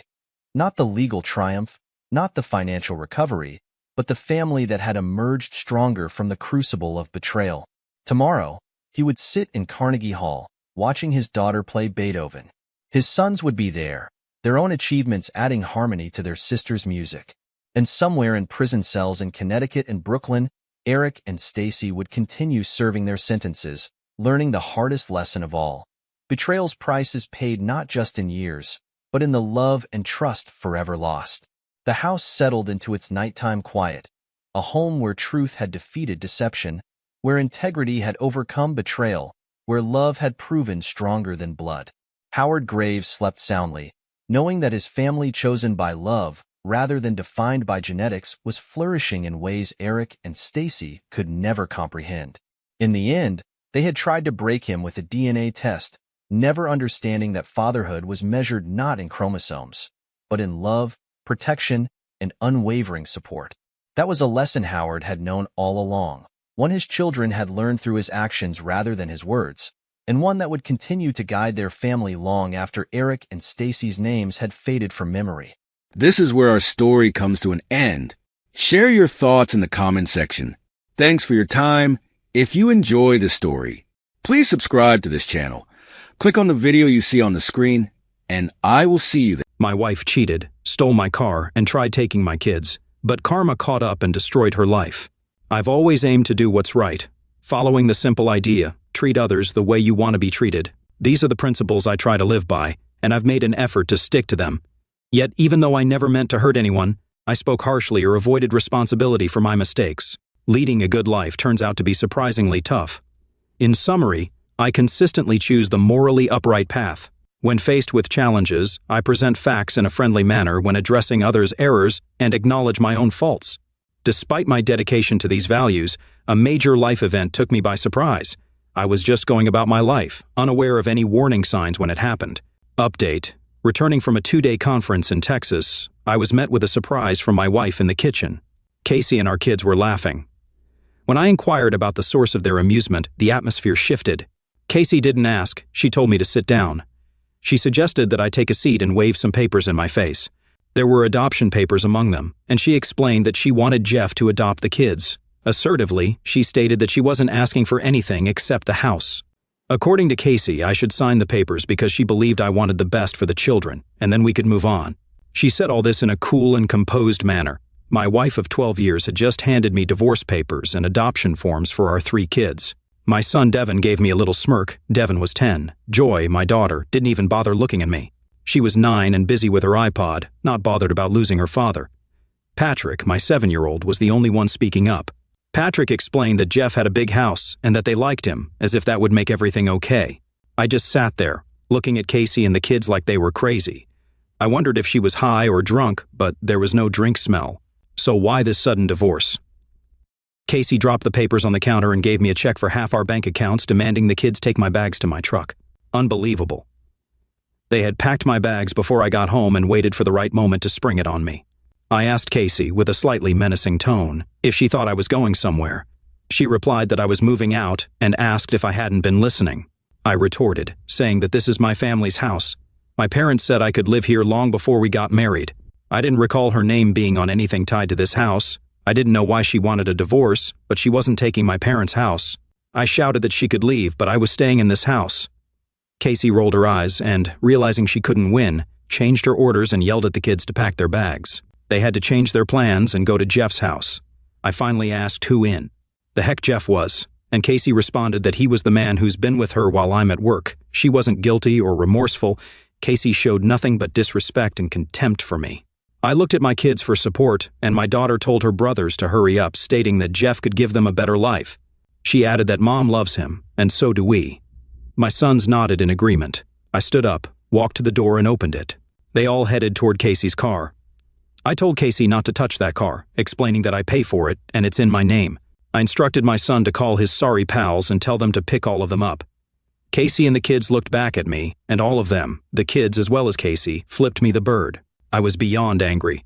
I had worked for this family, and they ditched me for some money. I did what any normal man would do. I got really drunk.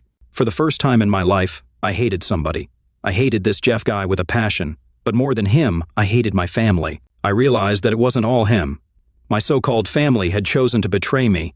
Once I had sobered up the next morning, I cleaned myself up and went online to find a lawyer. I made an appointment for the next day at noon. They love him so much, I decided to give them what they asked for. My attorney looked over the agreement and told me to sign it before Casey changed her mind. I signed it and my lawyer sent it back. Casey didn't even ask for child support. In the blink of an eye, with the stroke of a pen, I no longer had a wife or kids. My family tossed me aside like old bread. So much for staying together until the kids leave or growing old together. Update, 6 months later, the divorce was finalized. Like everything else, I changed over time. I threw myself into work, returned to college, and earned my master's and PhD.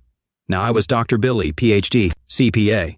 Many find accounting dull, but it somehow matched my life. I chose to start my own office, a boutique operation catering to high net worth clients with personalized attention.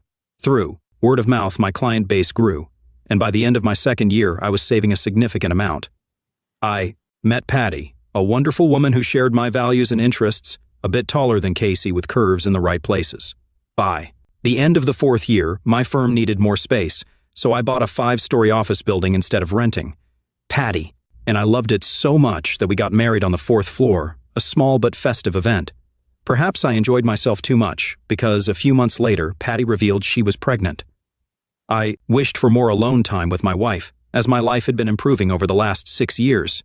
However, I was shocked when Casey served me with child support papers asking for $3,000 a month and $432,000 in back child support. It seemed absurd since I hadn't heard from them in 7 years. I laughed and handed the papers to my attorney. After a good laugh, my attorney called Casey's attorney. Discovering Casey was broke and alone, she had learned about my success, remarriage, and growing family. Casey's husband, Jeff, disappeared, and a week later, she was served with divorce papers. Jeff refused to pay child support, claiming coercion by Casey to sign adoption forms. The judge declared the adoptions void. With their divorce finalized and money gone, I became Casey's next option. Casey involved my parents, who had stayed in touch with her since she left me. They sided with her without telling me about their contact. Casey played the actress, and my parents believed her story. My dad was the first to talk to me, urging forgiveness and family reunification. I reminded him of my remarriage, and my father suggested fixing my marriage to Casey, leaving Patty, and taking care of the kids. I lost respect for him and asked him to leave. My mom made a similar request. They insisted that if I didn't take Casey back, I could move out, and they would give her the house. Despite an eviction notice, I didn't mind, as the sale on my new house was closing the next day. Remarkably, when paying cash, people go the extra mile to get things done. Update, the next week, my parents came to the house and found it empty. Casey and her kids moved in the following day. It's been 2 years since then, and I haven't talked to my parents, Casey, or her kids. Patty and I now have 4 kids, and our business is thriving. This year, I received the Businessman of the Year award for our area. A wonderful photo of me and my family appeared in the local paper. Proudly, I accepted the award and credited Patty for most of it. I told the audience that without my wife Patty, there would be no award for me. She is my rock. While delivering my speech, my parents walked in with Casey. Casey approached the stage and called me a neglectful father.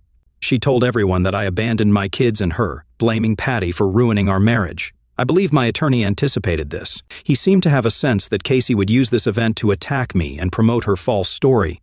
He used a remote to control a projector at the side of the hall. Private investigators are quite resourceful in uncovering hidden details and using advanced technology. It was astonishing. A film started playing on the blank wall, showing Casey and her attorney discussing revoking the adoption papers I had signed in the parking lot outside his office. She informed her lawyer that the court voiding them would be more beneficial than what she had given him that afternoon. They also discussed a plan to medicate Patty and film her cheating on me. Then, Casey would come in and mend my broken heart. She also revealed how she manipulated my parents to be her puppets, threatening that they wouldn't see their grandkids if they didn't comply.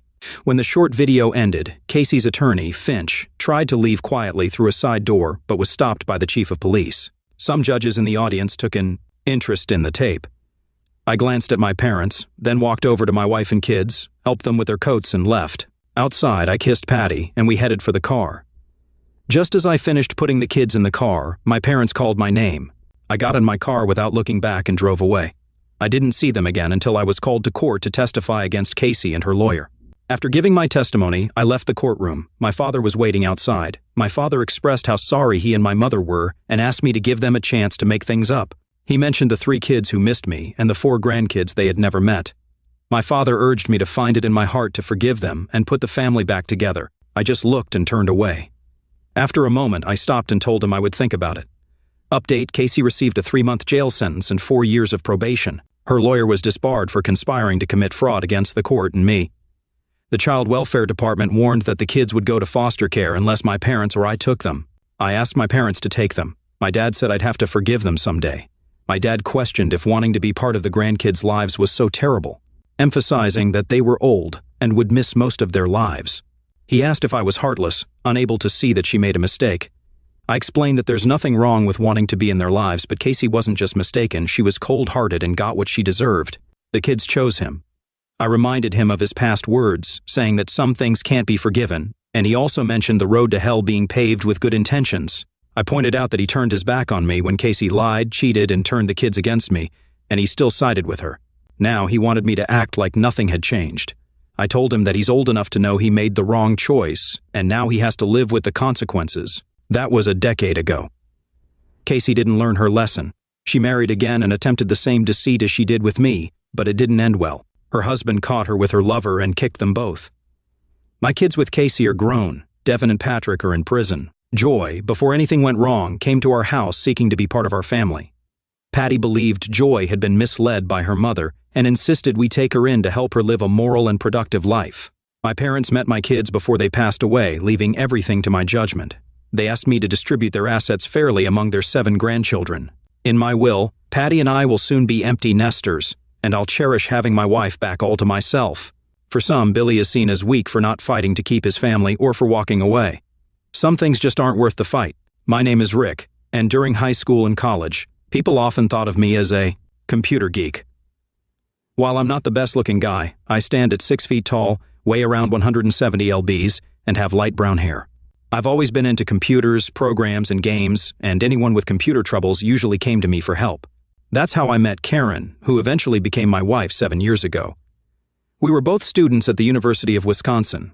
Karen studied ABA legal studies while I focused on computer science. She aspired to be a corporate lawyer, and I aimed to delve deeper into computers and programs. When Karen struggled with her computer system, a professor from the computer science department referred her to me. I helped her grasp the system, and we not only became efficient collaborators but also good friends, spending a lot of time together.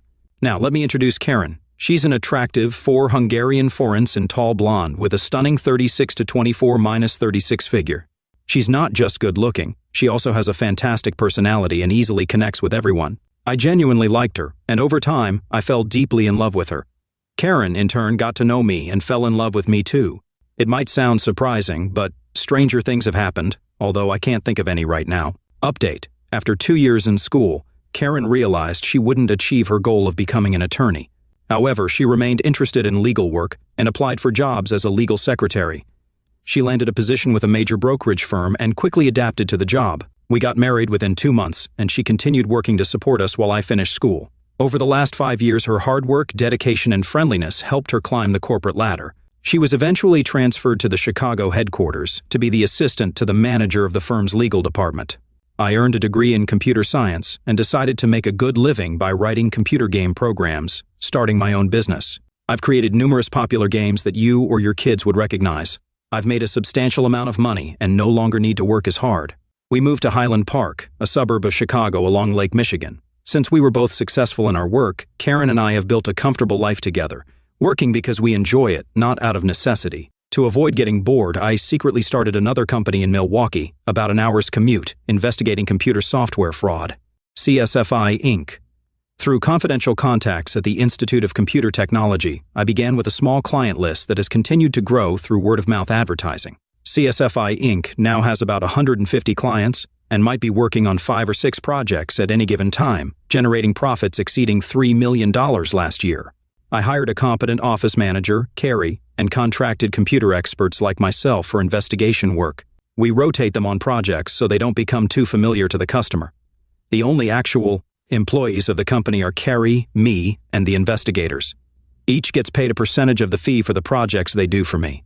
Due to the huge profits in the software industry, the need for confidentiality and secrecy is extreme, so I've always maintained anonymity. In fact, no one at the company knows me, not even Carrie, because I always wear a disguise to hide my true identity when I investigate. I even wore a disguise when I hired Carrie to keep my involvement a secret. Over the years, I've become adept at developing new disguises to fool everyone. When I investigate a case, I get paid like the rest of the investigation staff, except my pay goes to a separate account I've set up under an alias. The majority of the investigations are done by my contracted staff, but about once a quarter, I take on a job myself for fun. Karen is unaware of CSFI Inc., so I use the pretext of going to Milwaukee to meet with my game distributor to get away for a few days to do the investigation. Actually, all of my computer game business is done through the internet. For CSFI Inc., though, I drive to the company's apartment in Milwaukee, park my car in the garage, put on my disguises, and then drive a company car, currently a Buick, to the office to pick up the investigation materials. I go wherever I need to do the job, sometimes local, but sometimes in New York or California. I finish the job, go back to Milwaukee, reverse the process, and go home. You might be thinking that while I'm traveling, I'm cheating, taking every opportunity to date women and cheat on my wife, but nothing could be further from the truth. I love my wife beyond my own understanding and would never do anything to hurt her or my marriage. Unfortunately, the same cannot be said for Karen, and that's why I'm writing this story. I personally took on an investigation for Marcos Software to determine if one of their programmers was selling source code to a competitor. Jeff Marcos designed a program to track securities transactions, and I thought it would give me insight into Karen's work, so I jumped on that investigation myself. The company is in Oak Brook, another suburb of Chicago. I thought it might be fun to explore restaurants and clubs in my hometown while in disguise. Who knew? Maybe I would encounter some friends I could toy with. Little did I know what I would be really encountering and what I would be investigating. I had all the information needed from Carrie, my office manager, and I set myself up in the Drake Hotel in Oak Brook, a short drive from Marcos Software. I arrived at Marcos and, after a short wait, was greeted by Jeff Marcos. He was tall, dark, and handsome, a replica of the traditional pattern for a man that women would find attractive. Jeff was also very outgoing and friendly and had a presence about him that put me at ease. I really found myself liking the man. He invited me into his office and talked to me about what he suspected and how he thought I might approach the investigation. He set me up with everything I needed right there in his office and told all his people that I was a special projects manager with one of their customers, there to work out the bugs on the program application with my company. I thought it would work out quite well, so we went with that approach. Update: on the second day of my stay, I confirmed Jeff's suspicions. One of his team members, a programmer named Tom, was indeed selling source code, and I found out exactly how he was doing it. While I was working on my report, Jeff's cell phone rang, which was placed on his desk next to me. Jeff wasn't in the room, so I glanced at the caller ID and was shocked to see Karen, my wife's cell phone number. Initially, I thought about grabbing the phone to surprise her, thinking her company might be using Jeff's software and imagining her shock upon discovering I was working there. However, I realized it would jeopardize keeping CSFI Inc. and my identity a secret. Instead, I chuckled to myself about the irony of the situation. Jeff returned and called my wife back. My amusement turned into heartbreak and sickness when I overheard him say, "Karen, I'm glad you called. I had a wonderful time last night. Can we meet at Morton's for dinner at 6:30 p.m.? Okay, I'll see you there, and afterward we'll go to your place for dessert. Bye, beauty." I was stunned, feeling like I could be knocked out of my chair with a feather. I must have looked like a zombie, and the shock made me feel nauseous. My heart pounded so hard I thought I might have a heart attack. I excused myself, went to the men's room, and sat in the stall until my heart settled, trying to comprehend how Karen could do this. I thought she loved me as much as I loved her, yet here she was, planning to meet Jeff again. He spoke of enjoying the previous night, and the things he said hinted at a level of intimacy that went far beyond what you'd say to someone, unless you'd been deeply involved. I couldn't fathom it. I had no inkling that Karen had been cheating on me. Our closeness and life together seemed satisfying, and she had never complained about unmet needs. I was utterly bewildered and couldn't comprehend what was happening, and throughout all of this, my heart was breaking. How could she betray me, someone she supposedly loved? Did she love me at all? Was my marriage genuine, or was it just a facade?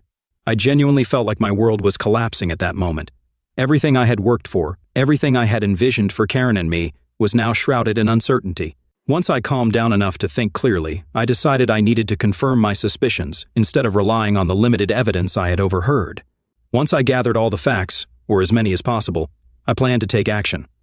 I returned to Jeff's office and focused on finishing the project, knowing that I would dedicate the next few days to uncovering the truth. Sitting there was challenging because I wanted to confront him, but I understood that it would be a mistake to escalate matters without preparation.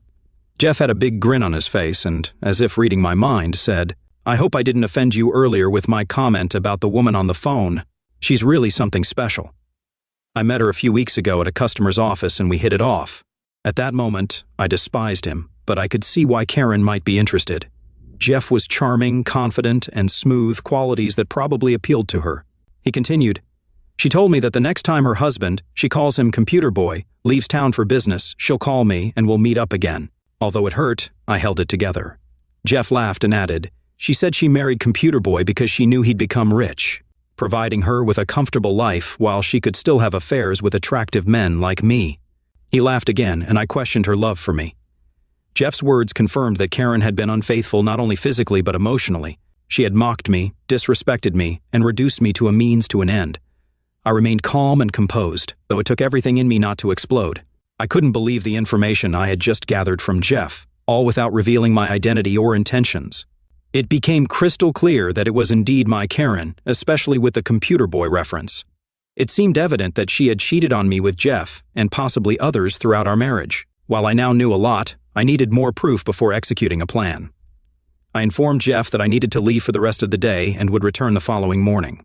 In my car, I called Karen on my cell phone. She acted sweet and loving, expressing how much she missed me. Her words made me nauseous, knowing what I knew. I asked about her plans for the day, and she mentioned working late and possibly having dinner with friends. I informed her that I'd be gone for another day or two and said I would call her later. She insisted I not call because she didn't know when she would be home from her evening out with friends. In reality, she just didn't want any interruptions while being with Jeff. I felt sick to my stomach. Update, I felt the need to catch her in the act and knew exactly how to do it.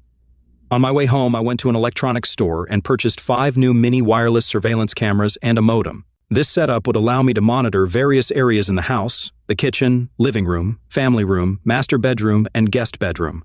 I wasn't sure where she would take him, but I wanted to cover any possible location. When I got home, I used the remote to turn off the security camera, parked my car in the garage to avoid suspicion, entered the house, and rewound the tape to erase any evidence of my arrival. I installed the surveillance cameras, connected them to the modem and recorder in my basement workshop, and ensured I could access the output. Online. Satisfied with my setup, I left the house, got into my car, and drove away. I drove around the block and reactivated the security cameras with the remote. Unless Karen scrutinized the security tape closely and noticed the time break, she wouldn't realize anything had happened. Besides, Karen never bothered checking the tapes. That was always my responsibility. After completing the setup, I felt hungry and went to a nearby pizza place to eat. I had a couple of beers but stopped myself from drinking more, wanting to stay sharp. Later, I went to the hotel, set up my computer, and waited. Despite my hopes that it was all a mistake and she wasn't cheating, my emotions overwhelmed me, and I broke down in tears. Around 8 p.m., I saw her car pull into the garage, and it was clear she was alone. My heart skipped a beat, thinking maybe nothing was going to happen. However, a couple of minutes later, the security camera was turned off, and I couldn't see the driveway anymore. Switching to the kitchen camera, I witnessed her entering, dressed in one of my favorite outfits, a short black dress, rather low cut, with spaghetti straps. I loved seeing her in that outfit, until that very moment. I knew she wouldn't wear it to go out with friends for dinner. She wore it to entice someone, usually me. But tonight, it wasn't me. Tears streamed down my face again as I realized this wasn't a mistake.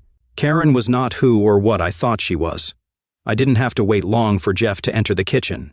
Apparently, Karen left the garage door open, and he parked his car in my spot to avoid the neighbors seeing it. When he walked in, Karen embraced him, and they shared a kiss while he rubbed her back. She suggested moving to the bedroom. They grabbed a bottle of wine and 2 glasses and left the kitchen. I switched to the living room camera and saw them pass on their way to the bedrooms. Strangely, I hoped she would choose the guest room over our bed, though I knew it was a ridiculous thought. However, that wasn't the case. When I switched to the guest room camera, nothing was there.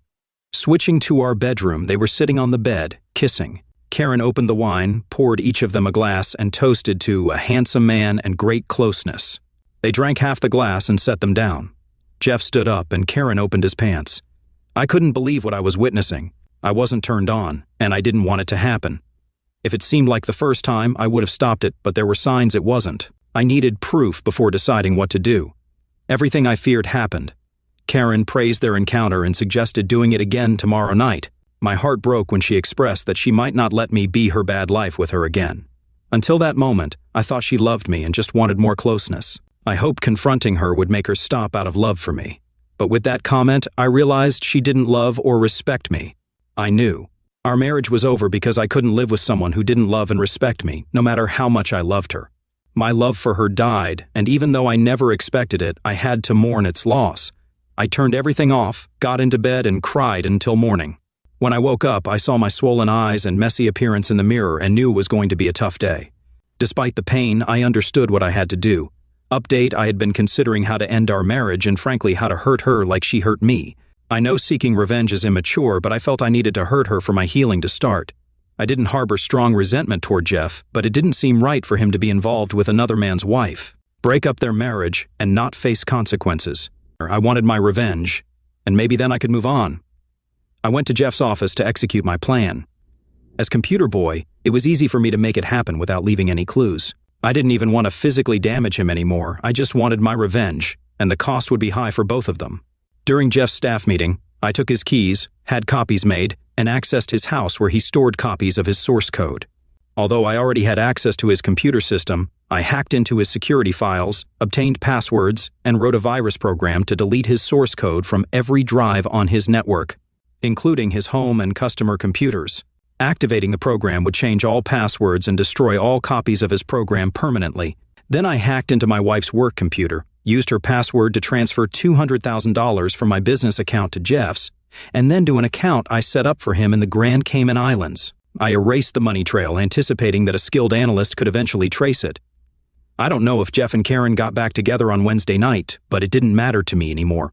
On Thursday morning, I triggered the virus program. By Friday at 9 a.m., I handed Jeff a report on the software code theft and informed him that CSFI would bill him for my services. Knowing he wouldn't pay, I left his office with him expressing pleasure in knowing me. I thought, if he only knew. But I smiled, shook his hand, and wished him luck. I went to his home, used the copied keys to find archived copies of his program, took them with me, and headed to Milwaukee. In my apartment, I burned them all, seeking revenge without personal profit. I stayed there on Thursday night, waiting for the fallout. Friday morning, I informed Carrie that I completed the project and that Marco's software could be billed. She said she'd handle it, and that my fee would be sent to my account. When I drove home, I found Karen crying. She told me she was sent home, pending an investigation into securities fraud involving money from our business account. I acted shocked and asked for details. She mentioned a money transfer to Jeff Marcos, someone she met a couple of weeks ago at the office but didn't know well. At 9 a.m., chaos erupted at Marco's software. Everything went dead as everyone was working. None of the programmers could access the system. Jeff struggled to log in, and the phones were ringing nonstop because their customers couldn't use the tracking program. I didn't witness it, but I knew it was happening. As I later learned, Jeff fired Tom, the programmer I had exposed earlier, for selling source code, believing he was responsible for the chaos. Well, Tom wasn't innocent, so he faced the consequences. As a programmer, I believe anyone messing with source code should be penalized. The $200,000 was traced to Jeff's account, and he denied knowledge, accusing Karen. She, in turn, denied knowing anything, blaming Jeff. During the investigation, I stayed calm until Jeff revealed they had a close relationship. I confronted Karen, and she admitted it, apologizing and crying for forgiveness. She claimed it was a one-time thing due to loneliness during my extended absences for work. I knew it was a lie, but I didn't bother challenging it. It didn't matter anymore. Jeff was found guilty of securities fraud, fined $50,000, and sentenced to 6 months in jail, serving only 3 for good behavior. However, upon release, he lost his program and company. Last I heard, he worked as a programmer for a competitor, and ironically, Tom worked there too. Karen lost her job, and unable to move past her infidelity, I served her with divorce papers, citing the infidelity clause. Being a computer geek paid off, her settlement was limited to only 10% of our net worth. She was fined $50,000 for securities fraud and received 3 years probation. Luckily, she avoided prison, but with only $150,000 left, she couldn't afford a decent house in Chicago. She moved to Milwaukee and became a waitress at a bar. While she might eventually rebuild her life, she won't enjoy the life we had together. I hope she always remembers how much I loved her and feels the hurt whenever she thinks of me. Update: I sold the Highland Park house and moved to an apartment in Milwaukee. I still had $1.8 million from our shared funds and an additional $1.2 million in the CSFI Inc. account. So I thought it was time to enjoy my wealth. I sold the company for another $4 million and decided it was time for Carrie to know her real boss. She mentioned that she knew it was me all along, regardless of any disguise I used. You've got to appreciate that woman, and I do. Often. And well. She loves me in return. Neither of us works full-time now, we're just savoring the rewards of our hard work. We got married soon after my divorce was finalized, and we're expecting our first child this December.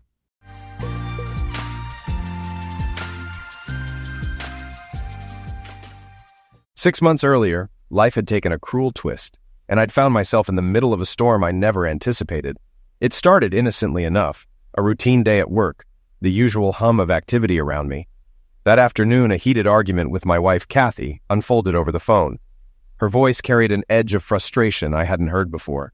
"We need to talk when you get home," she said sharply before abruptly ending the call. I'd assumed it was about our dwindling finances or another mundane concern, but the truth was far darker. That evening, her admission shattered me. "I've been seeing someone else," she confessed, unable to meet my gaze. The words struck like a thunderclap. My anger, disbelief, and confusion battled for dominance, leaving me speechless. It wasn't just betrayal. It was the unraveling of the life I'd meticulously built with her. To add salt to the wound, the man she'd been involved with was none other than Bob, a supposed friend who'd shared our dinner table countless times. Over the next few weeks, emotions ran high. I tried to salvage what was left of our marriage, attending counseling sessions and making compromises, but Kathy's heart was no longer in it. The cracks in our relationship widened until they became impossible to bridge. Friends and family offered their condolences, but their words only deepened my sense of isolation. The house, once a sanctuary, became a prison of memories. It wasn't long before the divorce proceedings began, each court appearance another wound. Kathy's demands were relentless, and Bob's presence added fuel to the fire. He flaunted his newfound connection with her, unapologetically inserting himself into the proceedings. My lawyer advised me to keep my composure, but every encounter left me simmering with anger. The final straw came when Bob had the audacity to confront me at a neighborhood event, taunting me with veiled threats and smug remarks. My fists clenched, and it took every ounce of self-control to walk away. That night, I sat alone, replaying the events in my mind. Something in me snapped, and I realized I needed to fight back, not with violence, but by regaining control of my life. In the weeks that followed, I channeled my anger into rebuilding myself. The gym became my haven. Each weight lifted a step toward reclaiming my strength. I sought solace in hobbies I'd abandoned years ago, finding moments of peace in woodworking and running. Friends who'd drifted away slowly returned, and I began to rebuild the social circle I'd neglected during my marriage. Slowly but surely, I was piecing myself back together. Despite the progress, the wounds Kathy and Bob left were slow to heal. Nights were the hardest, the silence amplifying the echoes of betrayal. But amidst the turmoil, I found hope in my children. Their laughter, their innocence, reminded me of what truly mattered. I resolved to be the father they needed, someone they could depend on in a world that had already shown them its harsh side. By the time I reached that prison cell months later, I'd learned one important lesson. No matter how broken life may seem, it's possible to rebuild. And that's exactly what I intended to do, one day at a time, starting with my release. It was close to the dead of night, about 2 a.m.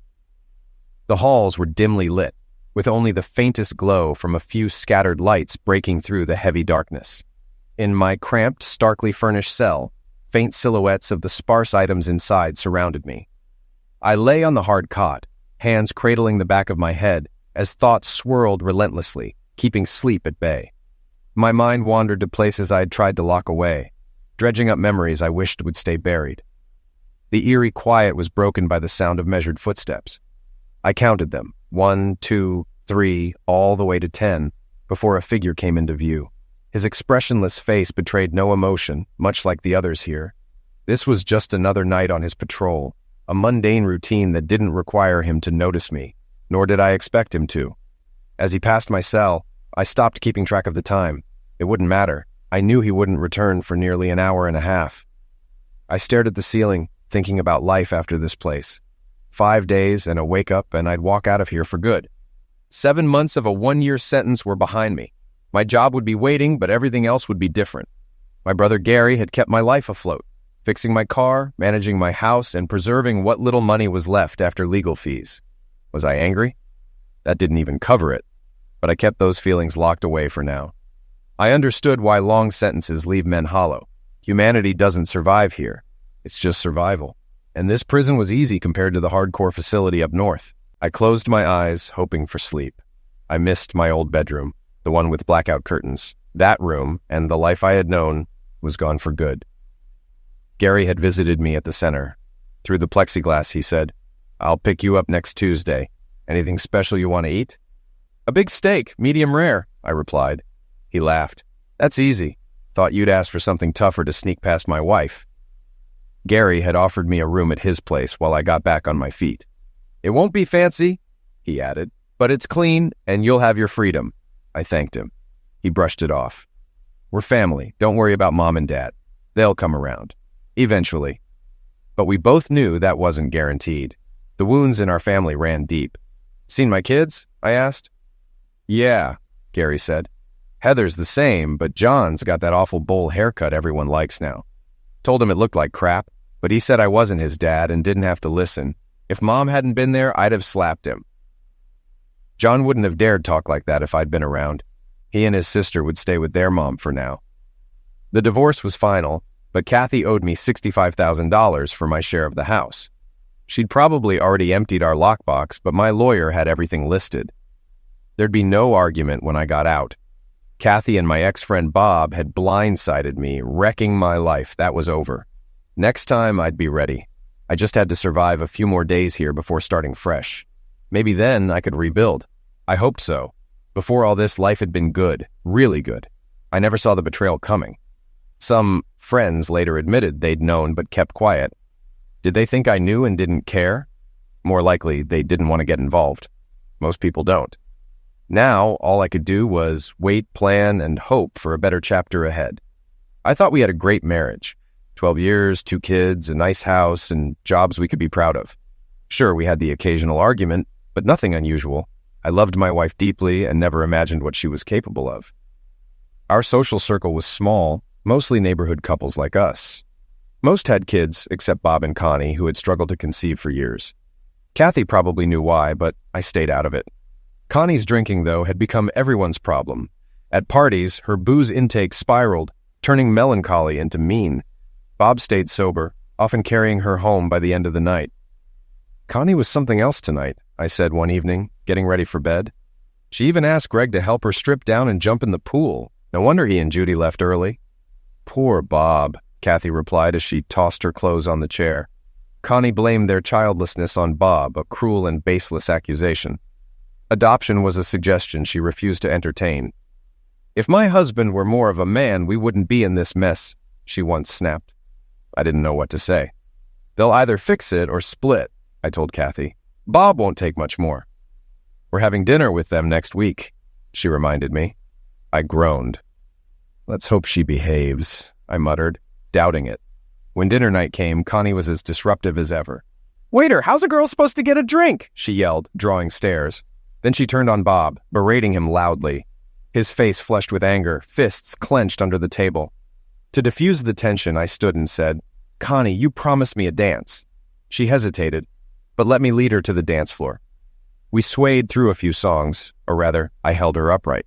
Eventually, she muttered, "I need to pee." I guided her to the restroom and waited outside. After 5 minutes, I asked 2 women entering to check on her. One came back, shaking her head. "She's passed out in a stall," she said. I sighed, wondering how much longer Bob would endure this chaos. With help, I got Connie to the sink and splashed cold water on her face. She stirred briefly but couldn't stand, so I half-carried her back to the table. Bob's face showed equal parts embarrassment and frustration.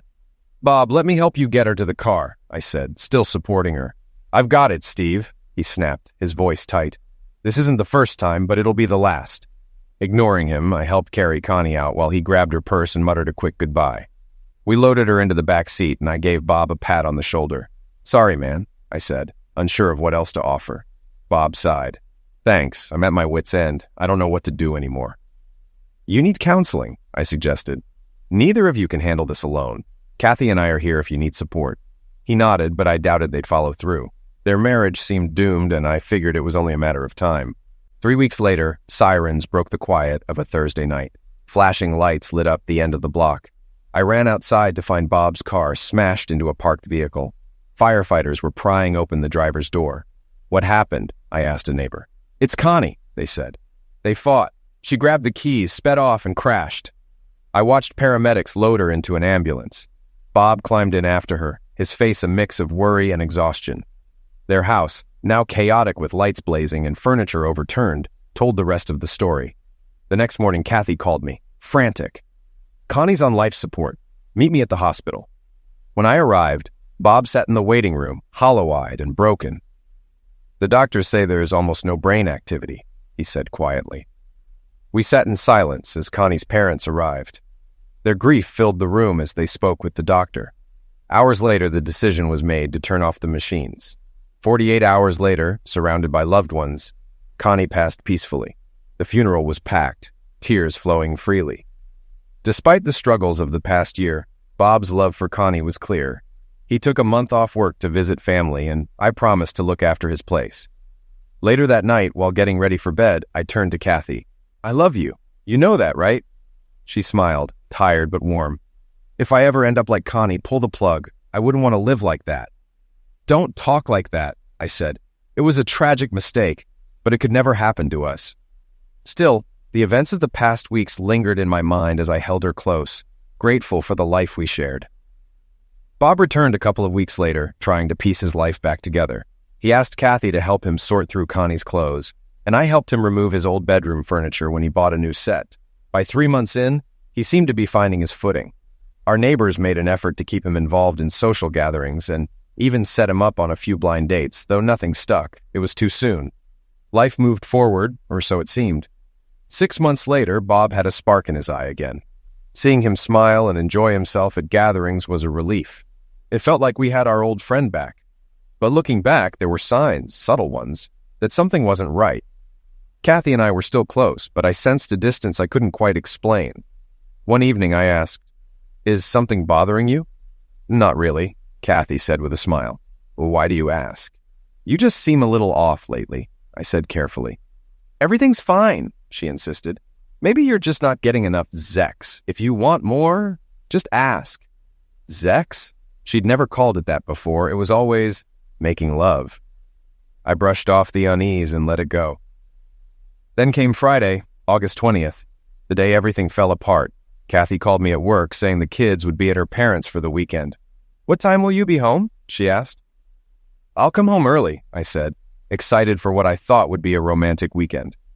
I arrived home to find 2 cars in the driveway, one of them Bob's.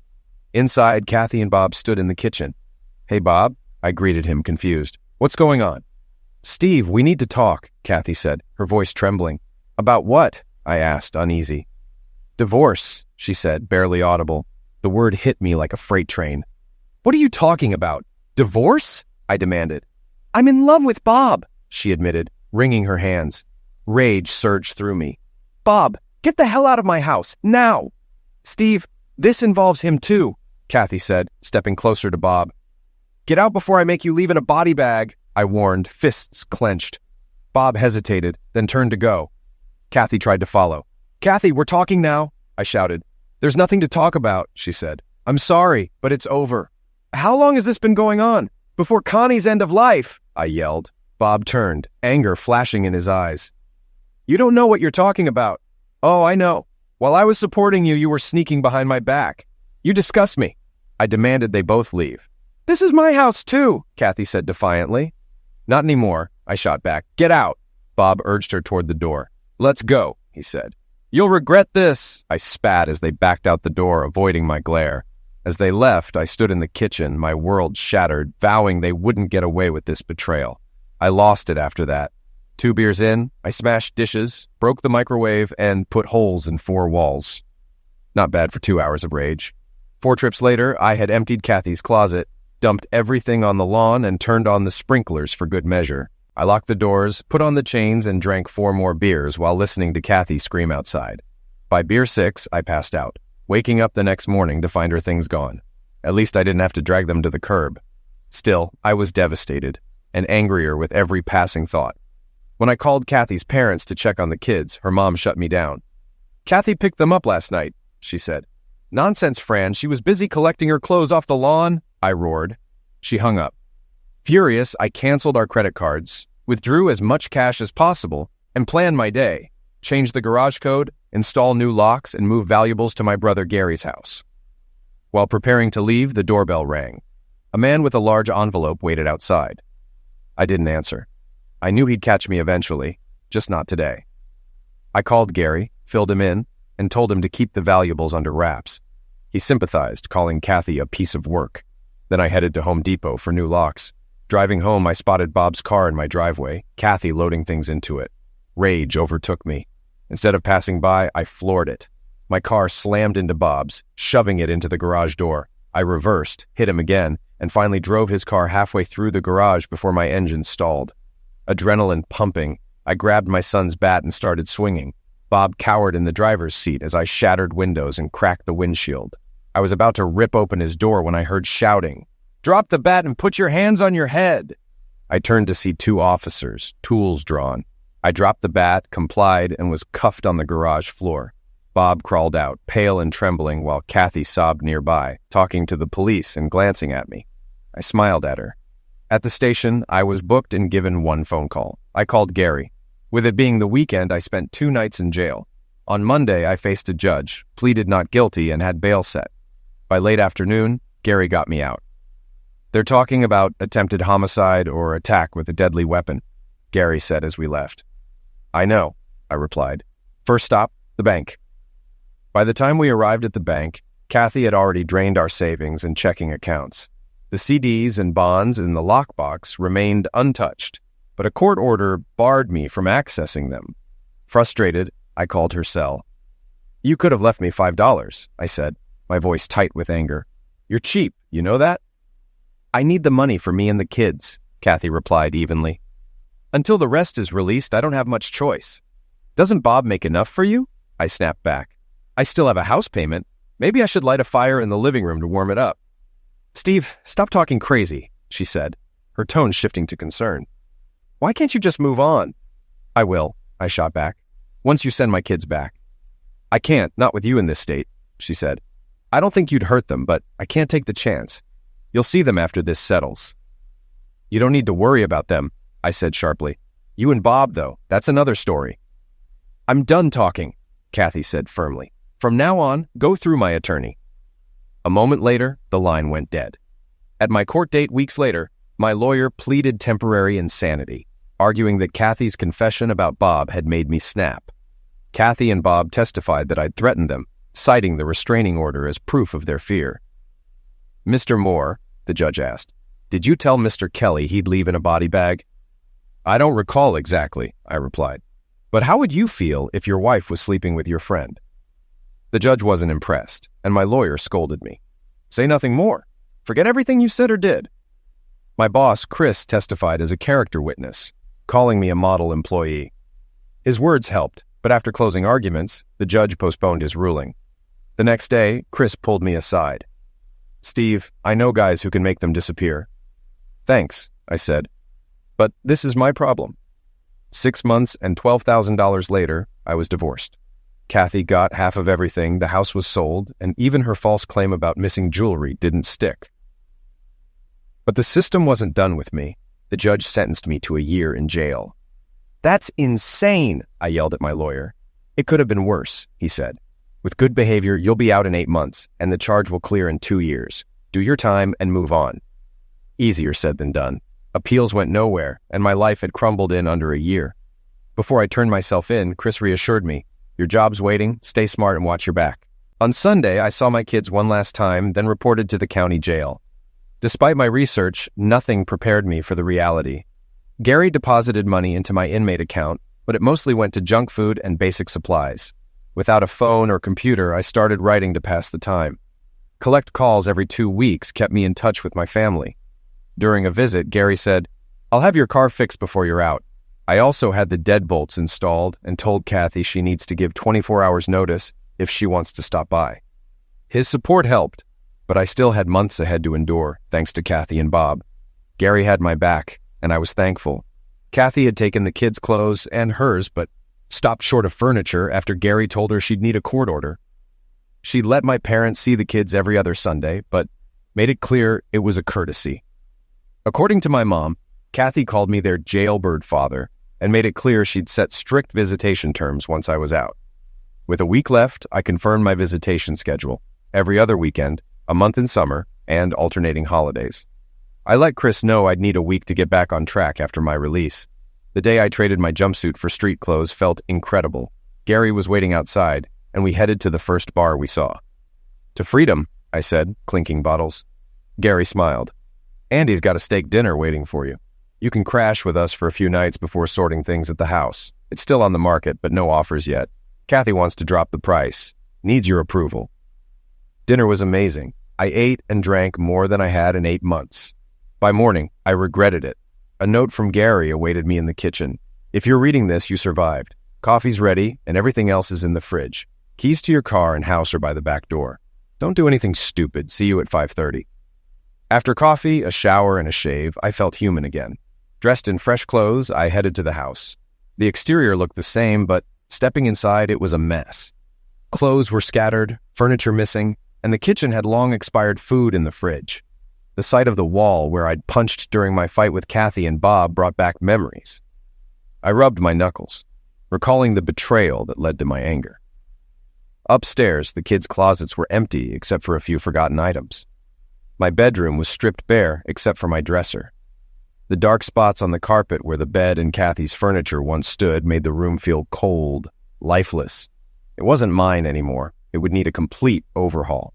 Downstairs, I sat at the kitchen table and made a list of repairs, cleaning, and replacements. I tucked the list in my pocket and headed to the bank.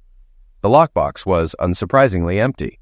I requested documentation of the withdrawal and learned the bank had video footage of the lockbox area if needed. Another blow, but not unexpected.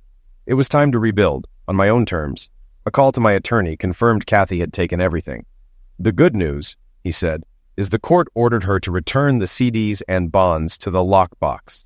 She wants to trade her share of the house for your share of the CDs and bonds," he added. "Tell her to comply with the order, or I'll have her arrested," I said firmly. Back at the house, I took stock of the damage. I called Hank, a contractor, to repair the walls, and Mary maids for a deep cleaning, especially in the kitchen and dining room where I'd trashed everything. Thankfully, the utilities were still on, so I planned to move back in after buying a bed. Mattress shopping was overwhelming, but I settled on a basic set for $900. At least it wouldn't have bad memories attached. When Hank arrived, he inspected the walls. "Must have heard hitting that stud," he said with a grin. "I just want it patched and painted," I told him. "How's $200? He offered. "That's low," I replied. "Steve, after what you did to Bob's car, you're a legend in the neighborhood. You're a hero," he said, insisting on the price. I thanked him, though he couldn't fully understand what I'd been through. Within 6 weeks, the house was repaired, cleaned, and the CDs and bonds were back in the lockbox. Life felt like it was slowly returning to normal. When the kids stayed for their first weekend, it was awkward at first. Breaking the silence, I told them, "This is still your home. Speak your mind. You won't hurt my feelings." John said, "We love you, Dad. We're sorry about what Mom did." Heather nodded. "We didn't know about Bob until we had to live with him. We didn't like it then, and we don't like it now." "It wasn't your fault," I reassured them. "What your mom and I had is over, but I'll always be your dad. I love you, and I'm here for you." We ended the night with pizza and a movie, and for the first time in months, it felt like a family again. I resisted the urge to badmouth their mother. It wasn't the right time. Instead, I focused on helping John ditch his bowl cut and supporting them in soccer and dance, filling my time with their activities. While friends urged me to move on and start fresh, I wasn't ready. I wasted 14 years on her, I'd tell them. If I want to stay mad, that's my right. Kathy pushed to lower the house price. I refused. "If you want to knock $20,000 off your share, fine," I said. "Otherwise, it stays." Eventually, we divided the CDs and bonds.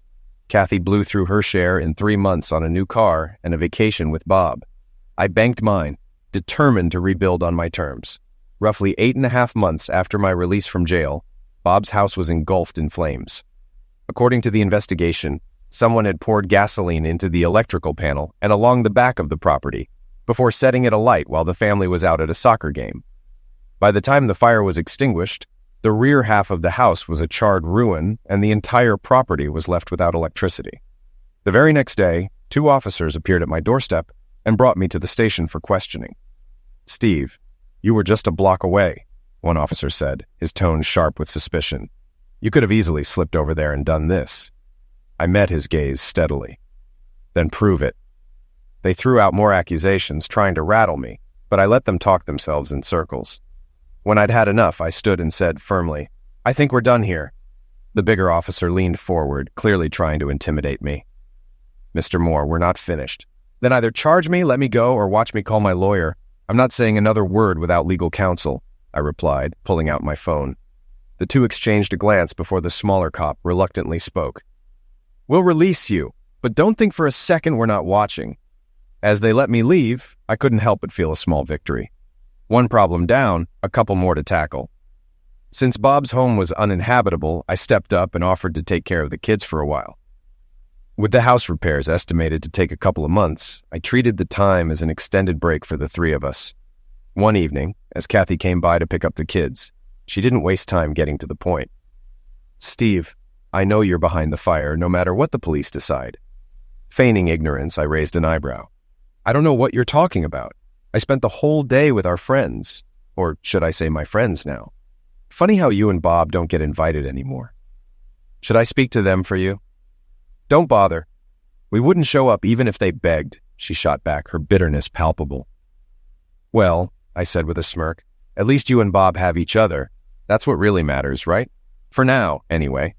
"What do you mean by that?" she asked, narrowing her eyes. "Nothing, just saying you're lucky to have him." This time I didn't bother hiding my grin. As the kids grew closer to me, Kathy and Bob's frustrations seemed to deepen. The kids often confided in me about fights at home, shouting at Bob to stop pretending to be their father. Kathy's efforts to mediate only made things worse. One evening, Kathy called me. "Steve, stop stirring things up between Bob and the kids," she demanded, her voice tight with irritation. "I don't know what you're talking about," I replied, keeping my tone deliberately cool. "I've never spoken ill of you. I've told them you're their mom and they need to respect and listen to you." "And Bob," she shot back, her tone sharp. "Bob?" I repeated, letting the word hang in the air for a moment. "Well, he's a backstabbing, spineless idiot who never should have made it past childhood.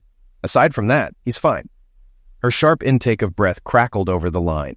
"He's good to your kids, Steve. Leave him out of it." "That's not going to happen," I said, my voice hardening. "The man means nothing to me, and someday I'll gladly be the one to spit on his grave." "Steve, I swear," she started, but I cut her off. "What's left, Kathy?" I snapped, my tone icy. "Cheat on me again? Divorce me? Get me locked up? You've already done it all, haven't you? There's nothing more you can do." She hung up in fury, and I couldn't help but mutter to myself, hard to believe I once loved that woman. Work, on the other hand, was going smoothly. Within a few weeks of being back, I was caught up, and my boss, Chris, encouraged me to take on more responsibilities. I agreed, given that I had plenty of free time. While most of the new accounts were straightforward, one, TBU Inc., posed some challenges. The company was overhauling their manufacturing system, which required frequent visits to stay updated. Unfortunately, the engineer assigned to me, though knowledgeable, was a disorganized mess, and I wasn't getting the data I needed. "Chris," I told him, "I hate to complain, but if I don't get the right information, this project is going to hit a wall." After a few calls, the company assigned Monica Bradley, a seasoned process engineer, to work with me. "Steve," she said, introducing herself with a handshake. Working with Monica was a breath of fresh air. She ensured I had what I needed, no matter what it took. 2 weeks before Phase 1 wrapped up, I decided to thank her with dinner. "Monica, let me take you and your husband out to dinner. The Hilton where I'm staying has a fantastic restaurant. How about 6 o'clock? She agreed, and we shook hands before I left the plant at 4:30, eager for the evening ahead. Back at the hotel, I spent an hour plowing through emails, wondering how anyone managed life before the internet. At 5:55 p.m., I made my way to the restaurant, feeling calm and ready for the evening. Once seated, I glanced at the menu as I waited for Monica and her husband to arrive. Right on time at 6, Monica entered the room, but she was alone. I waved her over and stood to greet her. "Is your husband parking the car?" I asked casually, pulling out her chair. Her lips curled into a faint smile. "Steve, I'm not married." Caught off guard, I hesitated. "Oh, I just assumed—" My eyes drifted to the rings on her fingers. "These?" she said, holding up her hand. "They're decoys. It's just easier this way. At work, people don't bother a married woman. It spares me the awkwardness of fending off advances and protects me from unwanted gossip. Plus, let's face it, employers tend to favor married employees. They think we're more grounded." "That's clever," I admitted, intrigued. "But what happens when people ask about your husband?" "I keep it simple," Monica said with a shrug. "He's traveling, busy, or something came up. After a while, they stop asking. Works like a charm. Well, you had me completely convinced, I replied with a grin. Dinner turned out to be wonderful. We talked for hours, and by the end of the night, I surprised myself by sharing parts of my life I usually kept guarded, the struggles, the betrayals, and the hard-won lessons of the past 2 years. That's awful, Monica said, shaking her head in disbelief. You didn't deserve any of that. It's over now, I said with a sigh. I'm trying to leave it behind and move forward. What choice do I have? She leaned forward slightly, her expression softening. You've got a lot going for you, Steve. You're smart, funny, and good-looking. There are plenty of women who'd jump at the chance to be with you. Her cheeks reddened slightly as she spoke. I laughed, a little self-consciously. Maybe, but I've been out of the game for so long, I'm not even sure where to start. And honestly, I'm not in a rush. Monica tilted her head with a playful smile. Well, you asked me out, didn't you? I asked you and your husband, I reminded her, chuckling. Would you have asked if you knew I wasn't married? She teased. Probably, I admitted with a sheepish grin. You're easy to talk to, you're fun, and most importantly, you're nothing like my ex. She burst out laughing. I think I'll take that as a compliment. The evening ended on a high note, and the next day I left town, not expecting to return for several weeks. Before I left, I told Monica to reach out if she needed anything. For the first time in a while, I felt like I could trust someone outside my small circle. Over the next few months, whenever I was in town, Monica and I spent time together. Our connection grew stronger through phone calls and emails between visits, and gradually, I found myself letting my guard down. Eventually, our relationship deepened into something more intimate, and I began to feel ready for something serious. But then, everything unraveled. One Tuesday evening, after we'd spent time together, Monica kissed me goodnight and said, Let's plan for a long evening Thursday, just the two of us. Thursday it is, I said, already reminding myself to grab everything we'd need for a special night. The following evening, with no plans, I decided to explore a restaurant I'd never tried before. After searching for options, I settled on a highly rated Indian spot about 25 minutes away. I found a quiet corner booth, ordered a beer and the sampler platter, and prepared to relax. Just as my food arrived, a familiar laugh made me pause. I looked up, scanning the room, and there she was, Monica. She wasn't alone. Across the table sat a man, and judging by their body language, this wasn't a casual dinner. They leaned in close, laughed, and even held hands. I sat frozen as I watched them kiss, and suddenly, I had no appetite. Finishing my beer in silence, I paid the bill and walked out. Whatever internal conflict she had mentioned clearly wasn't troubling her much. The next day, Monica was back to her usual self, brushing against me and playfully touching my arm at every opportunity. Everything resolved last night? I asked evenly. She nodded, her eyes sparkling. Yep, all handled. Tonight it's just you and me.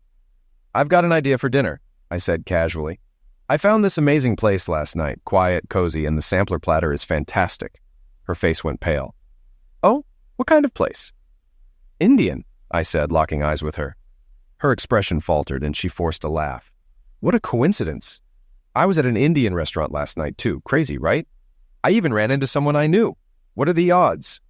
Monica, I said, my voice cold. Steve, I can explain. Don't bother, I interrupted. I've dealt with lies before and I'm not about to go through that again. I got rid of one deceitful woman and I don't need another. Without another word, I walked away. I cut my trip short and ignored every email she sent over the following weeks. Eventually, she stopped trying. Whatever trust I'd rebuilt had been shattered, leaving me more guarded than ever. 3 months later, life threw me an unexpected surprise. Bob's office was near a busy intersection, and his parking lot was across the street from the building. On a chilly Friday evening, eager to get home, Bob stepped into the crosswalk just as the light turned green. He didn't see the black sedan speeding through the red light. The car struck him on the right side, launching him over the hood and onto the asphalt with a sickening thud. Witnesses later described the scene as unfolding too quickly for anyone to react or warn him. The 2 women closest to the accident couldn't provide much detail about the car. All they could say was that it was a black 4-door sedan with tinted windows, coincidentally, a description that matched my black BMW. The next evening, I was chatting with my neighbor Tom when a police cruiser rolled into my driveway. 2 officers stepped out and approached us. Mr. Moore, we need to ask you a few questions, the shorter officer said, his tone direct. Of course, I replied. Turning to Tom, I added, "Let's pick up this conversation later." Tom lingered for a moment, casting a wary glance at the officers before retreating back to his house. The taller officer stepped forward, consulting a small notebook. "You own a black 2002 BMW 320i, correct?" "That's right," I replied, puzzled. "What's this about? Parking tickets?" I added with a nervous chuckle, but their blank expressions quickly erased any hint of humor. "Is the vehicle here?" the officer continued. "It's in the garage," I said cautiously. "Mind telling me what's going on?" "We'd like to take a look at it," the shorter officer said, ignoring my question. I led them through the house to the garage, making an effort to appear calm. My BMW, though reliable, showed its age with a few scratches and dents, remnants of years on the road. The officers focused on the front right side of the car, snapping photos and jotting notes. "Can you explain these marks on the bumper?" one asked. "No idea," I said casually. "This car's been with me for 8 years. You can't expect it to be pristine forever." I crossed my arms. "Now that I've answered your questions, maybe you can answer mine. What's this about, and why are you so interested in my car?" "There was a hit and run yesterday involving a black sedan with tinted windows," the officer explained. "Your vehicle matches the description." "So do hundreds of others in this city," I shot back. "Do you have anything more specific, like a license plate or an eyewitness identifying me?" "Witnesses only saw the car," he admitted. "Well, as you can see, there's no fresh damage here," I said, gesturing around. "And I can account for my whereabouts yesterday from morning until evening. Why am I suddenly a suspect?" The taller officer hesitated, his expression unreadable. "Your history with the sufferer and prior threats you've made put you on our radar." The other officer stepped in, his tone more measured. "We appreciate your cooperation. We'll be in touch if we need anything further." "Wait!" I called out as they turned to leave. "Who's the sufferer?" The taller officer paused, but didn't turn around. "A Mr. Robert Kelly," he said flatly. A smile tugged at my lips before I could stop it. "Is he dead?" I asked, unable to hide the curiosity in my voice. "No," the officer replied curtly, "but he's in critical condition." They walked off as I waved, unable to suppress my amusement. Inside, I opened a bottle of wine, ordered a pizza, and enjoyed a quiet evening. I finished the entire bottle and almost all of the pizza, feeling strangely celebratory. The neighborhood buzzed with talk of Bob's accident. Some expressed sympathy, while others muttered that he had it coming. Personally, I felt a deep sense of satisfaction. 2 days later, Bob's condition deteriorated, and he passed away. For the funeral, I made sure to look sharp. New suit, fresh haircut, and polished shoes. On my way, I even got my car washed and waxed. As I arrived at the funeral home, conversations outside fell silent, and all eyes turned toward me. Inside, I ignored the guest book and walked purposefully down the aisle. Kathy, seated near the casket with my children, looked horrified when she saw me. Her shock was priceless. She jumped up, trying to intercept me, but I was faster. Reaching the open casket, I leaned over, letting years of anger surface. Without hesitation, I spit directly onto Bob's face. The spit dribbled onto his pristine shirt, leaving a glaring stain. Kathy screamed, her voice breaking into sobs as she hurled insults at me. My smirk widened. "2 down, 1 to go," I said quietly, meeting her furious gaze. Her expression shifted from anger to fear. "I warned you," I added, before turning and walking out, leaving the funeral in stunned silence. Over the next month, the police questioned me twice more. Kathy insisted I was somehow involved in Bob's end of life, but they had no evidence. The case eventually went cold, and the incident faded from people's minds. One evening, I watched as a patrol car pulled into my driveway. "You're late," I said dryly, as 2 officers stepped out and approached the house. "Mr. Moore," one of them began, his tone formal as he slid a photo across the table. "Do you know a David Kint?" "Sure," I replied evenly, glancing at the photo. The officer's gaze sharpened. "How do you know him?" "I hired him to keep an eye on my ex-wife," I said matter-of-factly. The officer raised an eyebrow. "Why would you do that?" "She seems to attract trouble," I explained. "Since my kids live with her, I thought it was best to have someone ensure their safety. Kint mostly watches at night, making sure everything's fine." "Your ex-wife reported feeling followed. She saw Mr. Kint multiple times and called us. When we questioned him, he mentioned you hired him," the officer said, his tone sharp. "Is that illegal?" I asked calmly. "It's not against the law," the officer said, his tone firm. "But it's dangerously close to maltreatment. You could face charges if it continues." "Noted," I replied calmly.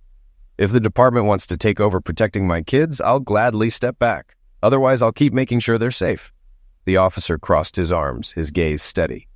"Why don't you work this out with your ex-wife?" "The last time I tried that, I ended up in jail," I said flatly. The officers eventually let me go, but left me with a cliched warning about keeping an eye on me. They really needed to work on their lines. When I hired David, I didn't care about subtlety. I wanted Kathy to feel his presence, to know she was being watched. The next man I hired was even less inconspicuous. With a leather jacket, scruffy beard, and an aura straight out of a biker gang film, he was impossible to miss. He charged $30 an hour and only worked a few hours every fourth night, but he delivered exactly what I wanted: unease. My goal was simple: to push Kathy to the brink. If she cracked under the pressure, I could use it to secure full custody of my kids. "What do you want from me, Steve?" she screamed into the phone one night, her voice laced with desperation. "Honestly, for you to drop dead," I replied coolly. She hung up without another word. Later that night, I was sitting on my porch with a drink when the inevitable happened. A police cruiser pulled into my driveway and 2 officers stepped out. I greeted them with mock enthusiasm. "Figured you'd show up sooner or later," I said, leaning back in my chair. Kathy had accused me of threatening her, but this time I was prepared. By the time we reached the station, my attorney was already waiting. "My client never threatened Mrs. Kelly," my lawyer stated, his tone even. "He simply expressed a personal opinion about her demise.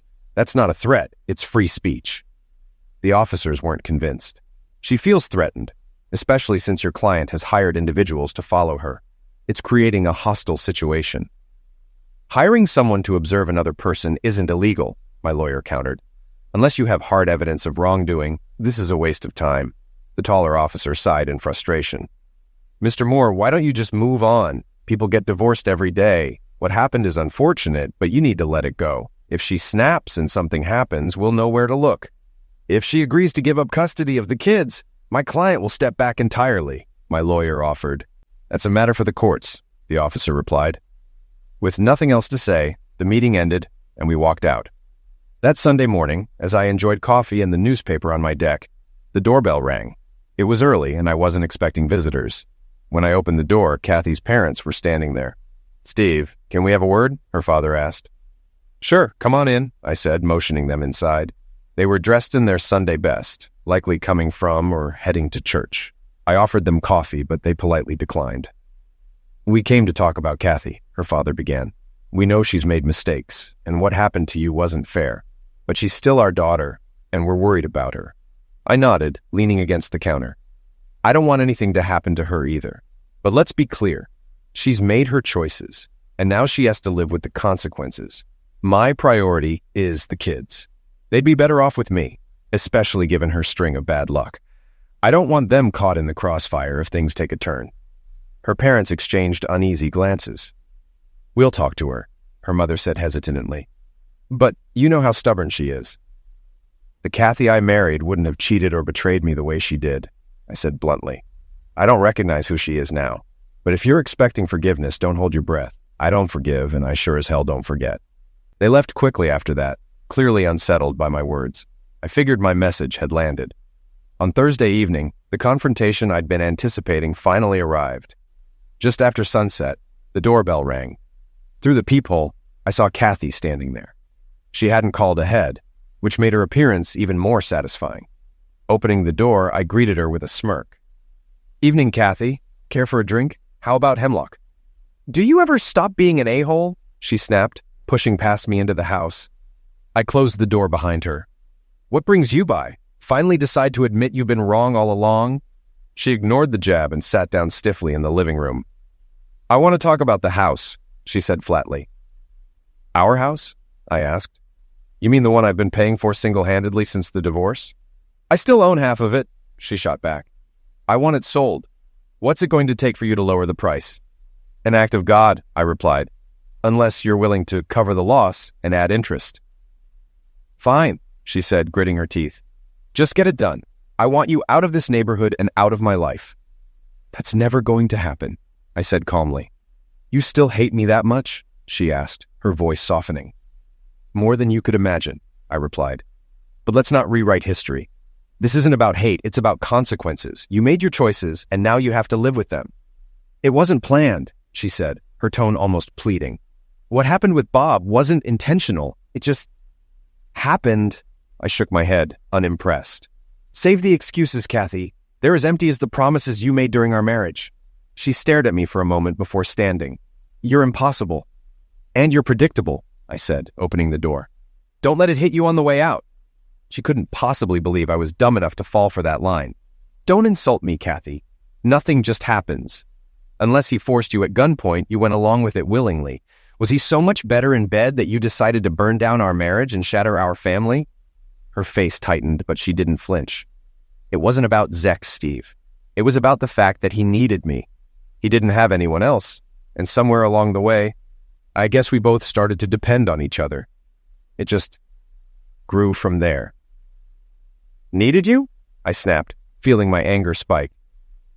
What were you doing? Hosting a charity drive for the emotionally destitute? I needed you. Our kids needed you. Our marriage needed you. But apparently none of that mattered, because some sad stray dog wagged his tail at you. Now he's rotting in the ground, and he's the least needy person I can think of. I let a cold smile creep across my face. I only regret that I wasn't the one driving the car that ended his pitiful existence. God, Steve, do you even hear yourself? She shot back, her voice cracking under the strain of her disgust. You've turned into someone so full of hate, it's disturbing. Do you seriously take pleasure in someone else's end of life? I didn't get here on my own, Kathy, I said bitterly. You and your late boyfriend deserve a lot of credit for shaping me into what I am. Don't give me that crap, she retorted. That's just an excuse, and you know it. Marriages fail every day. 60% of them end in divorce. Do you think every single one of those people turns into the hateful, vengeful mess you've become? I couldn't care less about anyone else's marriage, I snapped. This is about mine. How long, Kathy? How long was I the idiot, the clueless fool, while you two carried on? Does it even matter? She asked with exasperation. It matters to me, I replied firmly. Was it 2 months, 3, 5? She sighed, as though resigning herself to the conversation. About 5 months, she admitted. Not that it changes anything. The first time it happened, I almost told you. I was so upset with myself, I barely knew what to do. But you didn't, I said coldly. And clearly you weren't that upset because it happened again and again. How many times, Kathy? How many times did you screw him in the bed we shared?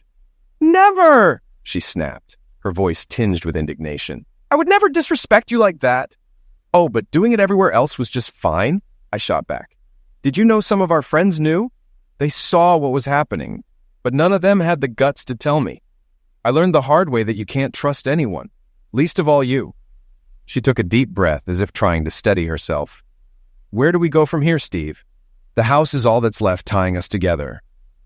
What about the kids? I asked, my voice rising. I'm not giving them up, she said firmly. And there's nothing you can say to make me change my mind. Her defiance only made my mind race faster. I took a moment to steady myself, my tone growing calm but sharp. I'm not here to convince you, Kathy. You got custody because of what you pushed me to do. If I hadn't lost my temper and gone after Bob and his car, things could have been different. I leaned closer, lowering my voice. Bob got exactly what was coming to him, and now it's just you and me. Her eyes widened, her composure faltering. Steve, are you threatening me? Threaten you? Never, I said with mock sincerity. I'd never deprive my kids of their mother. But life's unpredictable, Kathy. Heart attacks, accidents, even a bolt of lightning. You just never know what might happen. I just hope, for their sake, you've got your affairs in order. Her face drained of color, and I knew the line had landed. I'd stolen it from a movie once, but the chill it left in the air was all real. I'm done here, she said, standing abruptly. For what it's worth, we had 12 good years. I'm sorry it ended like this. She leaned forward, as if to kiss me on the cheek. I stepped back, shoving her away more forcefully than I intended, and she stumbled slightly. Don't you ever try to touch me again, I growled. Her eyes widened, shock written across her face. I'm sorry, I just thought... You thought what? I interrupted. That we'd be friends? That I'd forgive you? You make me sick. She mumbled a soft, sorry, but I cut her off. Don't be, I said coldly. Because I'm not. She turned and walked out, heading down the driveway. As she reached the sidewalk, I called after her. By the way, Kathy, you know that look you just gave me? Bob had the exact same look on his face just before that car hit him. Too bad I didn't have a camera. She broke into a run, and I closed the door with a satisfied smirk. The truth was, I had started the fire at Bob's house. 2 Gatorade bottles of gasoline and a cigarette were all it took. I'd made sure the place was empty before I lit it up, but it didn't spread as fast as I'd hoped. Still, I was in and out in under 5 minutes, tossing the bottles into a neighbor's recycling bin before anyone noticed I was gone. As for Bob's end of life, that wasn't my doing. Dumb luck took care of him. Wrong place, wrong time. If he'd only looked both ways like his mother probably taught him, he'd still be alive. Kathy and her family still think I had something to do with it. Part of me wishes I had, but I wasn't about to risk going back to prison. Instead, I'd let Kathy's paranoia do the work for me. With every doubt I planted, every hint I dropped, she edged closer to a breakdown. And when she finally cracked, I'd be ready to take custody of my kids. Meanwhile, I wasn't going anywhere. I liked my house, I liked my life, and most of all, I liked being just up the street from my kids. Who knows? Maybe one day, they'd choose to live with me full-time. The silver lining in all this mess? I'd met someone new. Ellen worked for the Department of Corrections, and I'd met her during my probation check-ins. Tough, no nonsense, and unflinching, she didn't take crap from anyone. We hit it off, but she made it clear there'd be no dating until my probation ended. When it finally did, we went out, and I told her about my baggage. She didn't flinch, countering with stories of the lies she'd heard from convicts over the years. Together, we're figuring things out, one step at a time. "You need to let go, Steve," she told me one night. "If you don't, you'll never move forward. And if you mess up and land back in jail, I'll personally make your life hell." She said it with a grin, but I didn't doubt her for a second. With Ellen, I'm learning to trust again. She keeps me grounded, and for the first time in years, I feel like I'm ready to move on, maybe even love again.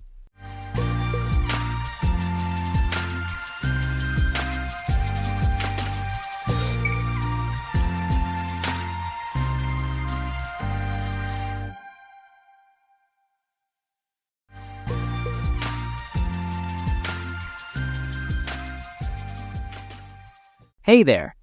I never imagined I'd reach out to strangers on the internet for advice, but here I am. My wife and I have been together for 10 years, married for 8. We met in college and were each other's first and only partners. I used to think our relationship was special because of that, but now it seems that was just my perspective. A while back, my wife started a new job. Initially, she had a hard time fitting in because she's always been reserved. With some encouragement from me, she made friends with a group of girls. Initially, I was happy about it, but then she started going out for drinks and parties with them. I got worried about her change in behavior and tried talking to her about it, but I didn't want to restrict her. This started affecting our relationship in the bedroom. My wife wasn't one to initiate closeness, and as she continued going out, she either became too tired or wasn't in the mood. At some point, her company got a new manager whom she and her friends liked. She began mentioning him, even pointing out how he handled non-work-related problems. I questioned her about him, and she brushed off my concerns. She even asked if I regretted not having more experience with women, but I said no because she was all I needed. I thought I saw a moment of sadness in her eyes, but she quickly changed the subject. She brought up open marriages to spice up our relationship, which surprised me. My wife was never like that, to be honest. I initially refused, questioning if it had to do with the new manager, but she denied it, saying she felt like she missed out but didn't want to lose me. I warned her it was risky, then reluctantly and naively agreed. We set some rules, mainly not to sleep with another person in our home. For a year, my wife went on dates, had one-night stands, and somehow ended up in a relationship with that manager. I, on the other hand, had a few dates but avoided one-night stands because it felt wrong to me. My wife would ask if I was okay, but I didn't really want to change her behavior. At some point, I felt the love I had for her fading, and it was damaging me inside. I went on a date with an amazing woman from South Korea, and we hit it off. The conversation was easy, and she had a quick wit and a smile that was unforgettable. This led to more dates, and eventually, we became faithful. I never experienced closeness like that before, and I didn't know a woman could be so giving and make someone feel so desirable. At first, my wife thought it was cute, but as months passed, she questioned my relationship with my new lover. I reminded her that this was her idea, and even though she was in a relationship with the manager, I was concerned about it. She stayed silent, looking like she wanted to say something but held back. She started coming home early, surprising me with dinner and cleaning the house extra. She also came to my workplace to drop off lunch and initiated closeness in the bedroom. If it weren't for her suggestion of an open marriage, I would have been thrilled about all this. I reluctantly gave in to her attempts at closeness, and when I did, it was just to get it over with. Something in me towards my wife died, and I could see she felt it too. I asked what brought about this change in her, and the response was that she wanted to show me love and happiness. I burst out laughing unintentionally. I asked about her friends, the manager lover, or the one-night stands. She didn't respond that day and went to bed in tears. The next day, I came home to find her waiting for me. She admitted the open marriage was a horrible mistake, expressing regret and wanting to focus on us again. I told her to be honest and tell me what inspired all this in the first place. Turns out, her group of friends planted the idea because of their numerous close exploits. When the manager came around, he surprisingly supported that lifestyle and encouraged my wife to live freely. It seems their emotional connection turned physical only after they opened up the marriage. She compared it to being like a drunk driver speeding down the road, exhilarating and intoxicating. However, the consequences of this choice have become too much for her to handle.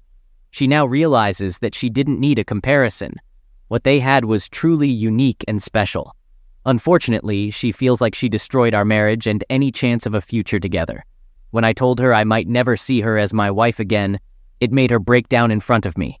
I simply held her in silence as she cried until she fell asleep in my arms on the couch. She has since quit her job and severed ties with all her friends and her manager.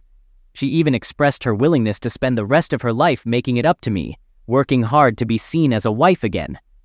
However, I haven't cut off contact with my lover. Frankly, my lover makes me feel like a man who can take on the world, something my wife hasn't done in a while. The truth is, I don't know what to do in this situation. I'd love to recapture that special feeling, but my lover essentially saved me when I was at my lowest. Please help me. I forgot to mention we have our first marriage counseling session in a couple of hours. I'm uncertain how it will go. I'll post an update on our therapy session as it definitely needs it, but I'll answer some questions. First, my lover is not married, but she is in an open marriage. Second, my intention for this marriage is still unclear because despite my love for my wife, I struggle with trusting her. Yet I can't let go completely because of our years together. I agreed to counseling to figure out if I can reach a clear resolution and get off the indecisive train. Third, I initially didn't ask for her phone because I didn't want to see an actual image of my wife with another man. The mental images and thoughts were bad enough, and to see the actual picture would have shattered me even more. Also, this morning, as I got out of the shower, I saw my mother holding my phone, silently shaking as she read a message I had received. I took it from her without saying anything. The message was from my lover saying, "Good morning, handsome. I slept in your t-shirt last night because I miss going to bed and waking up in your arms. I miss greeting the new day with a kiss from you." I think this upset my wife because she has been following me for the past 2 hours, even during my jog. I met my lover on an evening when my wife was on one of her dates. I was coming from a bookstore, and my lover was being strained by a short, beefy man yelling at her. When he grabbed her arm and violently turned her around, I unconsciously stepped in. I practice judo, but I'm not exceptional. I was able to restrain him and accidentally dislocate his wrist. It turns out she got him fired for aggravation, and he didn't take it well. Afterwards, she insisted on buying me coffee as a thank you gesture, and I agreed. Regarding her reaction to the open marriage, she initially hesitated, strongly against being a homewrecker. However, after learning the full extent of my wife's actions from me, she decided to take a risk. Update. The therapist was friendly and experienced. She seemed impartial and genuinely eager to help.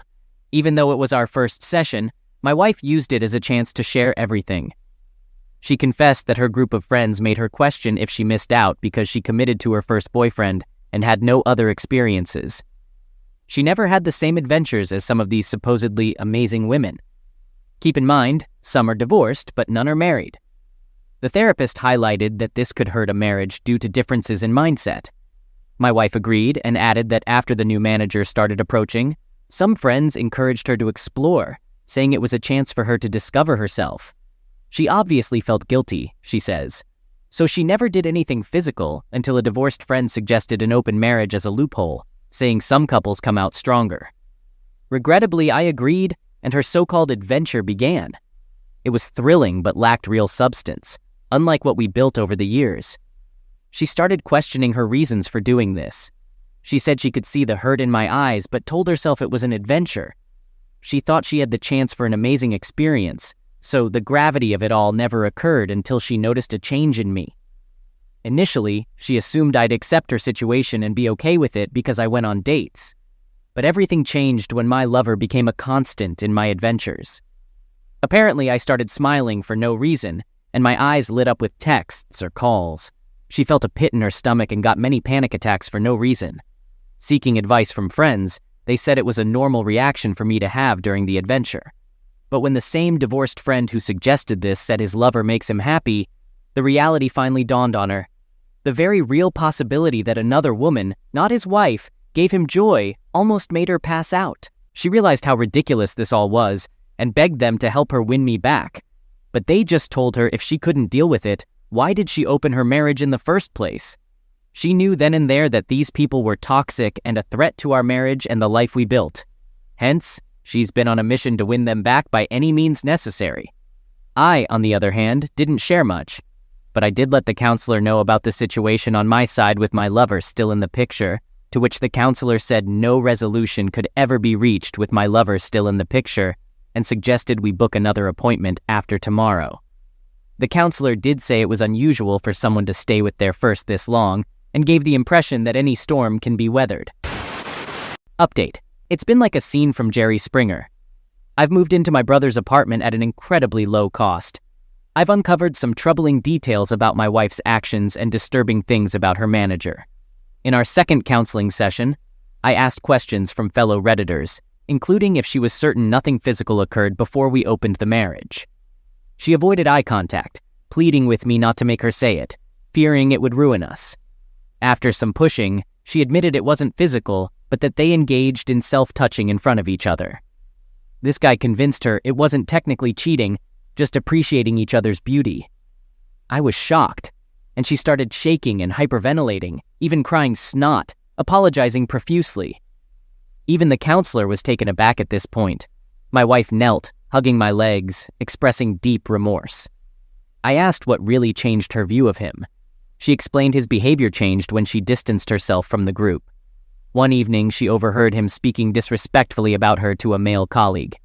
He boasted about how easy it was to get her, calling her proof that you can't trust quiet ones. When asked if he liked her, he dismissed it as a distraction, emphasizing he had no intention of leaving his fiancée. He pitied me but said, "You snooze, you lose." Realizing she was just an object to him, coupled with betraying me for a thrill, made her suicidal. She left her workplace, vomited, and begged for forgiveness. I asked if she loved him, and when she admitted it, she claimed she never stopped loving me. She suggested starting anew, just the two of us, but I explained it wouldn't be fair to my lover and I needed time away. She had a meltdown, sobbing and saying incoherent things, clinging to me as if I might vanish. It took time for both me and the counselor to calm her. The counselor suggested time apart might help us heal. Now, I wish I could end the update with just this, but as we got home, I began to pack and my wife got a video call from her laptop. It was one of her former friends in tears. After my wife resigned, this friend and the manager began their own affair. But apparently, she had a pregnancy scare, causing him to turn into Dr. Jekyll. To make matters worse, she had a boyfriend she saw a future with, and she only had a fling out of curiosity. Funny how that seems to be a trend. Her boyfriend found out from an email between them discussing the potential pregnancy, but the manager accused her of babysitting him. Of course, he left her, and she contacted my wife, thinking she had saved our marriage and seeking advice. I just turned and left, and I've been staying in the apartment ever since. Update. A lot has occurred as I make decisions about the future. Quite a few significant things happened. The friend who had a pregnancy scare was indeed pregnant, but the stress of losing her boyfriend and facing humiliation from the affair led to a ruin. She reacted strongly, exposing the manager to upper management and his fiancée. I found his fiancée on Facebook. She appears to be the epitome of a charming small-town girl, working as a special needs teacher, a homebody, and very family-focused. My immediate thought was questioning why he'd mess around with other women when he has someone like her at home. Honestly, why men like him end up with women like her is one of life's greatest mysteries. The friend reached out to me, seeking my side of the story for evidence against him, and I agreed to meet in person. Seeing her face, I could tell she was emotionally shattered, with dark circles and red eyes indicating sleepless nights. She thanked me for meeting and apologized for her involvement in my wife's ordeal. It turns out she and my wife spoke, and that's when she learned about my moving out. Without blaming others, she took responsibility, explaining that losing a child and the love of her life changed her to the core.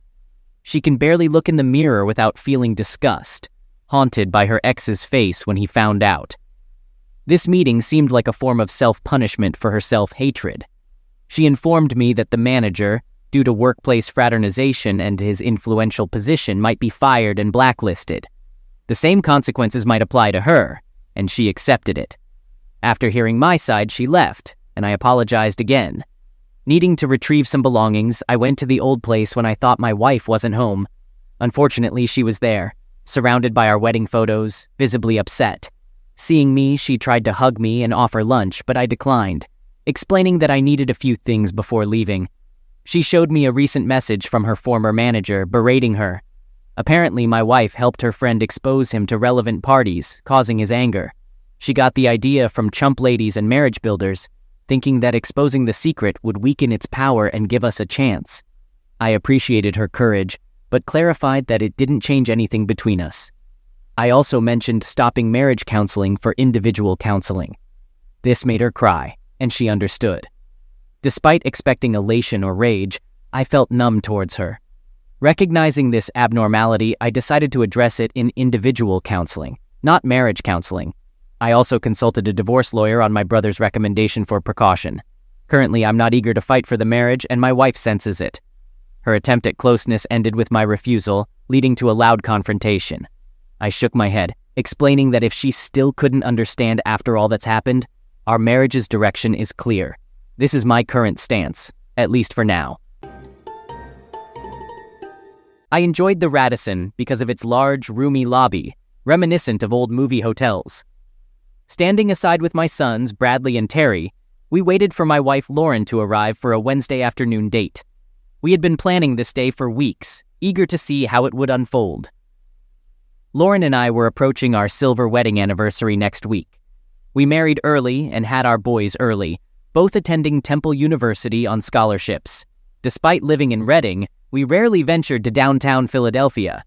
I hadn't experienced a Radisson before, working in the legal department of an accounting firm in Reading. For the past 10 years, I had a regular weekly meeting with a retirement care contractor in Harrisburg, never canceled or rescheduled. That's likely why Lauren chose Wednesdays for her weekly Radisson trips. A 2-hour drive from Reading to downtown Philadelphia in terrible traffic, suggesting its importance to her. My suspicions arose about 2 months ago, noticing little things. The company's investigator, on retainer, willingly took on surveillance work between his regular jobs. It was costly, but I didn't mind. He quickly discovered Lauren was traveling to Philadelphia on Wednesday mornings, meeting a family friend, Kyle Standish, at the Radisson Hotel. Lauren always waited for Kyle in the gift shop. When he arrived, he got a room, walked through the lobby to the payphone, placed an envelope under the payphone, and entered the elevator, always on the 8th floor. Lauren would emerge from the gift shop, take the envelope with the room key, and follow him to his floor. They spent about 3 hours there and then parted ways. Kyle used to work for our company, and we socialized with him and his wife Beth at various company events. A few months ago, Bradley and Terry spotted Kyle at a job fair, and about 2 weeks ago, they reluctantly revealed the situation when Lauren was away. "Dad, if you knew what was happening, why didn't you do anything?" "Terry, I only found out recently. I'm unsure of what I want. I love your mother, and thinking about life without her is difficult. I wish I had never known. Now that I do, I can't ignore it. Any suggestions?" Bradley suggested a radical solution, but I plan on calling Beth to gather more information. It's heartening to see my sons being supportive. They love their mother. 2 days later, I met Beth Standish, who suspected something was wrong but wasn't entirely sure. Beth had caught Kyle in similar situations before, and he promised to change. Armed with enough information about his infidelity, she was ready to file for divorce. She asked me to refrain from taking action while she prepared the papers. This brings us back to today. Lauren entered the hotel lobby right on schedule and walked into the gift shop. She looked beautiful, but a little nervous. It seemed like she was putting in extra effort for her weekly date, which stung a bit. "Hi guys, are you waiting for me?" Beth Standish quietly approached me. "Lauren just showed up and is waiting in the gift shop. If all goes according to plan, Kyle should be here soon." Lauren browsed magazines, keeping her eyes on the lobby, searching for her lover. Soon, Kyle walked past the gift shop and approached the counter. I observed Lauren smiling at his arrival. A few minutes later, Kyle exited from behind the counter, stopped at the payphone, and entered the elevator. As soon as the elevator door closed, Terry entered the gift shop. He smiled and greeted his mother with open arms. Lauren seemed worried, and with his arm around her waist, Terry diverted her gaze from the lobby. Beth quickly retrieved the keycard Kyle had hidden and entered the elevator. Kyle was predictable. He always showered before engaging in faithful activities. Beth planned to wait in the hallway until she was sure he had started. Bradley and I approached Terry and Lauren slowly. "What a great surprise. Nice to meet you here, Lauren. Come join me and the boys for lunch." "John, why are you here? I thought you were supposed to be in Harrisburg. The meeting got canceled today, so I thought I'd have lunch with the boys. I tried calling you, but you weren't home. I can see why. Why are you here?" Lauren seemed upset. "I'm meeting Marcia Phillips here for lunch. You remember her, right, John? We went to elementary school together."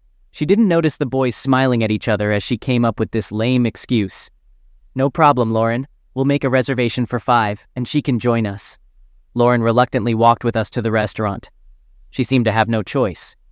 Before sitting down, she pulled out her cell phone. "I have to call Marcia and let her know things have changed. Put the phone away, honey. The hall isn't that big. I don't think she'll have any trouble finding us. I didn't want my wife calling Kyle while Beth was handling things." Lauren seemed a little nervous as we sat there. The boys were acting a bit subservient, but she didn't notice. Lauren placed her phone on the table next to the silverware, usually kept in her purse on the floor near her chair. After the waiter took our drink orders, we all sat in silence looking at the menu. I frowned slightly when I saw them smirking at each other. Are we going to wait for Marcia, Lauren, or are we going to let her order after she arrives? Go ahead and order right now. Marcia was a little dubious about making it in time for lunch. She might not show up at all. I figured if she didn't show up, I could still do a little shopping. Poor Lauren was piling one lie on top of another, trying to save face. I felt sorry for her, but I knew she deserved it. The waiter brought our drinks and took our order. Lauren only ordered a fruit salad. Not 15 minutes later, Beth came to the table. She was carrying all of Kyle's clothes and his shoes. "Hey, Beth, how'd it go?" "It was really good. Thank you." John, my loving husband, was in the shower as we expected, and didn't even notice I was there. I left the divorce papers on the dresser for him, and decided at the last minute to pick up his clothes. Lauren looked very scared. The blush was gone from her face, and her eyes started to cloud over. She looked at me, then at Beth, not knowing what to do. "Here's the key, Lauren. Thanks for lending it to me. I won't be needing it anymore." Beth carefully placed the keycard next to Lauren's phone. Lauren stared at it with her mouth open. Her cell phone rang. She picked it up and looked at the number. Without answering the call, she turned the phone off and put it back. "Here you go, boys. The Corvette is yours for the rest of the week. It's in my name, so don't worry. Thanks for your help, guys, but I gotta run. Have a nice meal." Lauren looked at me like she was begging for help. I didn't offer anything. She didn't even look at the boys. When the waiter brought the food, she apologized and went to the ladies' room. The boys and I had already eaten, and Lauren never returned to the table. I had Terry check the restrooms and sent Bradley to the room Kyle had taken. When Lauren left, she left her keycard, cell phone, and purse on the table. 10 minutes later, they both returned, to no avail. Bradley said that the hotel had provided Kyle with a tracksuit while they were trying to get him home. Terry checked the ladies' rooms in the hotel, restaurant, and lobby and found nothing. I asked the restaurant manager to arrange for us to get help from hotel security. There was no indication that anything illegal or criminal had occurred. The security people tried to be as helpful as possible, but the only thing they could find was a security camera that showed Lauren going into the kitchen, not the ladies' room. The other cameras showed nothing. As a precaution, they called the Philadelphia police. Lauren could not be reported missing, but we could file an incident report for future reference if necessary. We waited a few more hours and then decided to go home in case she was there. She left her purse on the table with her credit cards, driver's license, and money. Lauren wasn't home. Epilogue. It's been 2 years since our lunch at Radisson. Terry is now a lieutenant in the Air Force. Bradley is in graduate school in California. Beth and Kyle got divorced. We never saw Lauren again or heard from her. I filed a missing persons report with the Philadelphia police after the required waiting period, but they found nothing. Legally, I'm still married. At some point, I will have to apply to change that status. In the meantime, I live in a big house alone. All of Lauren's clothes and other things are still here, just like she left them. I'm trying to figure out if lunch at Radisson was a good idea or a bad idea. I can't decide.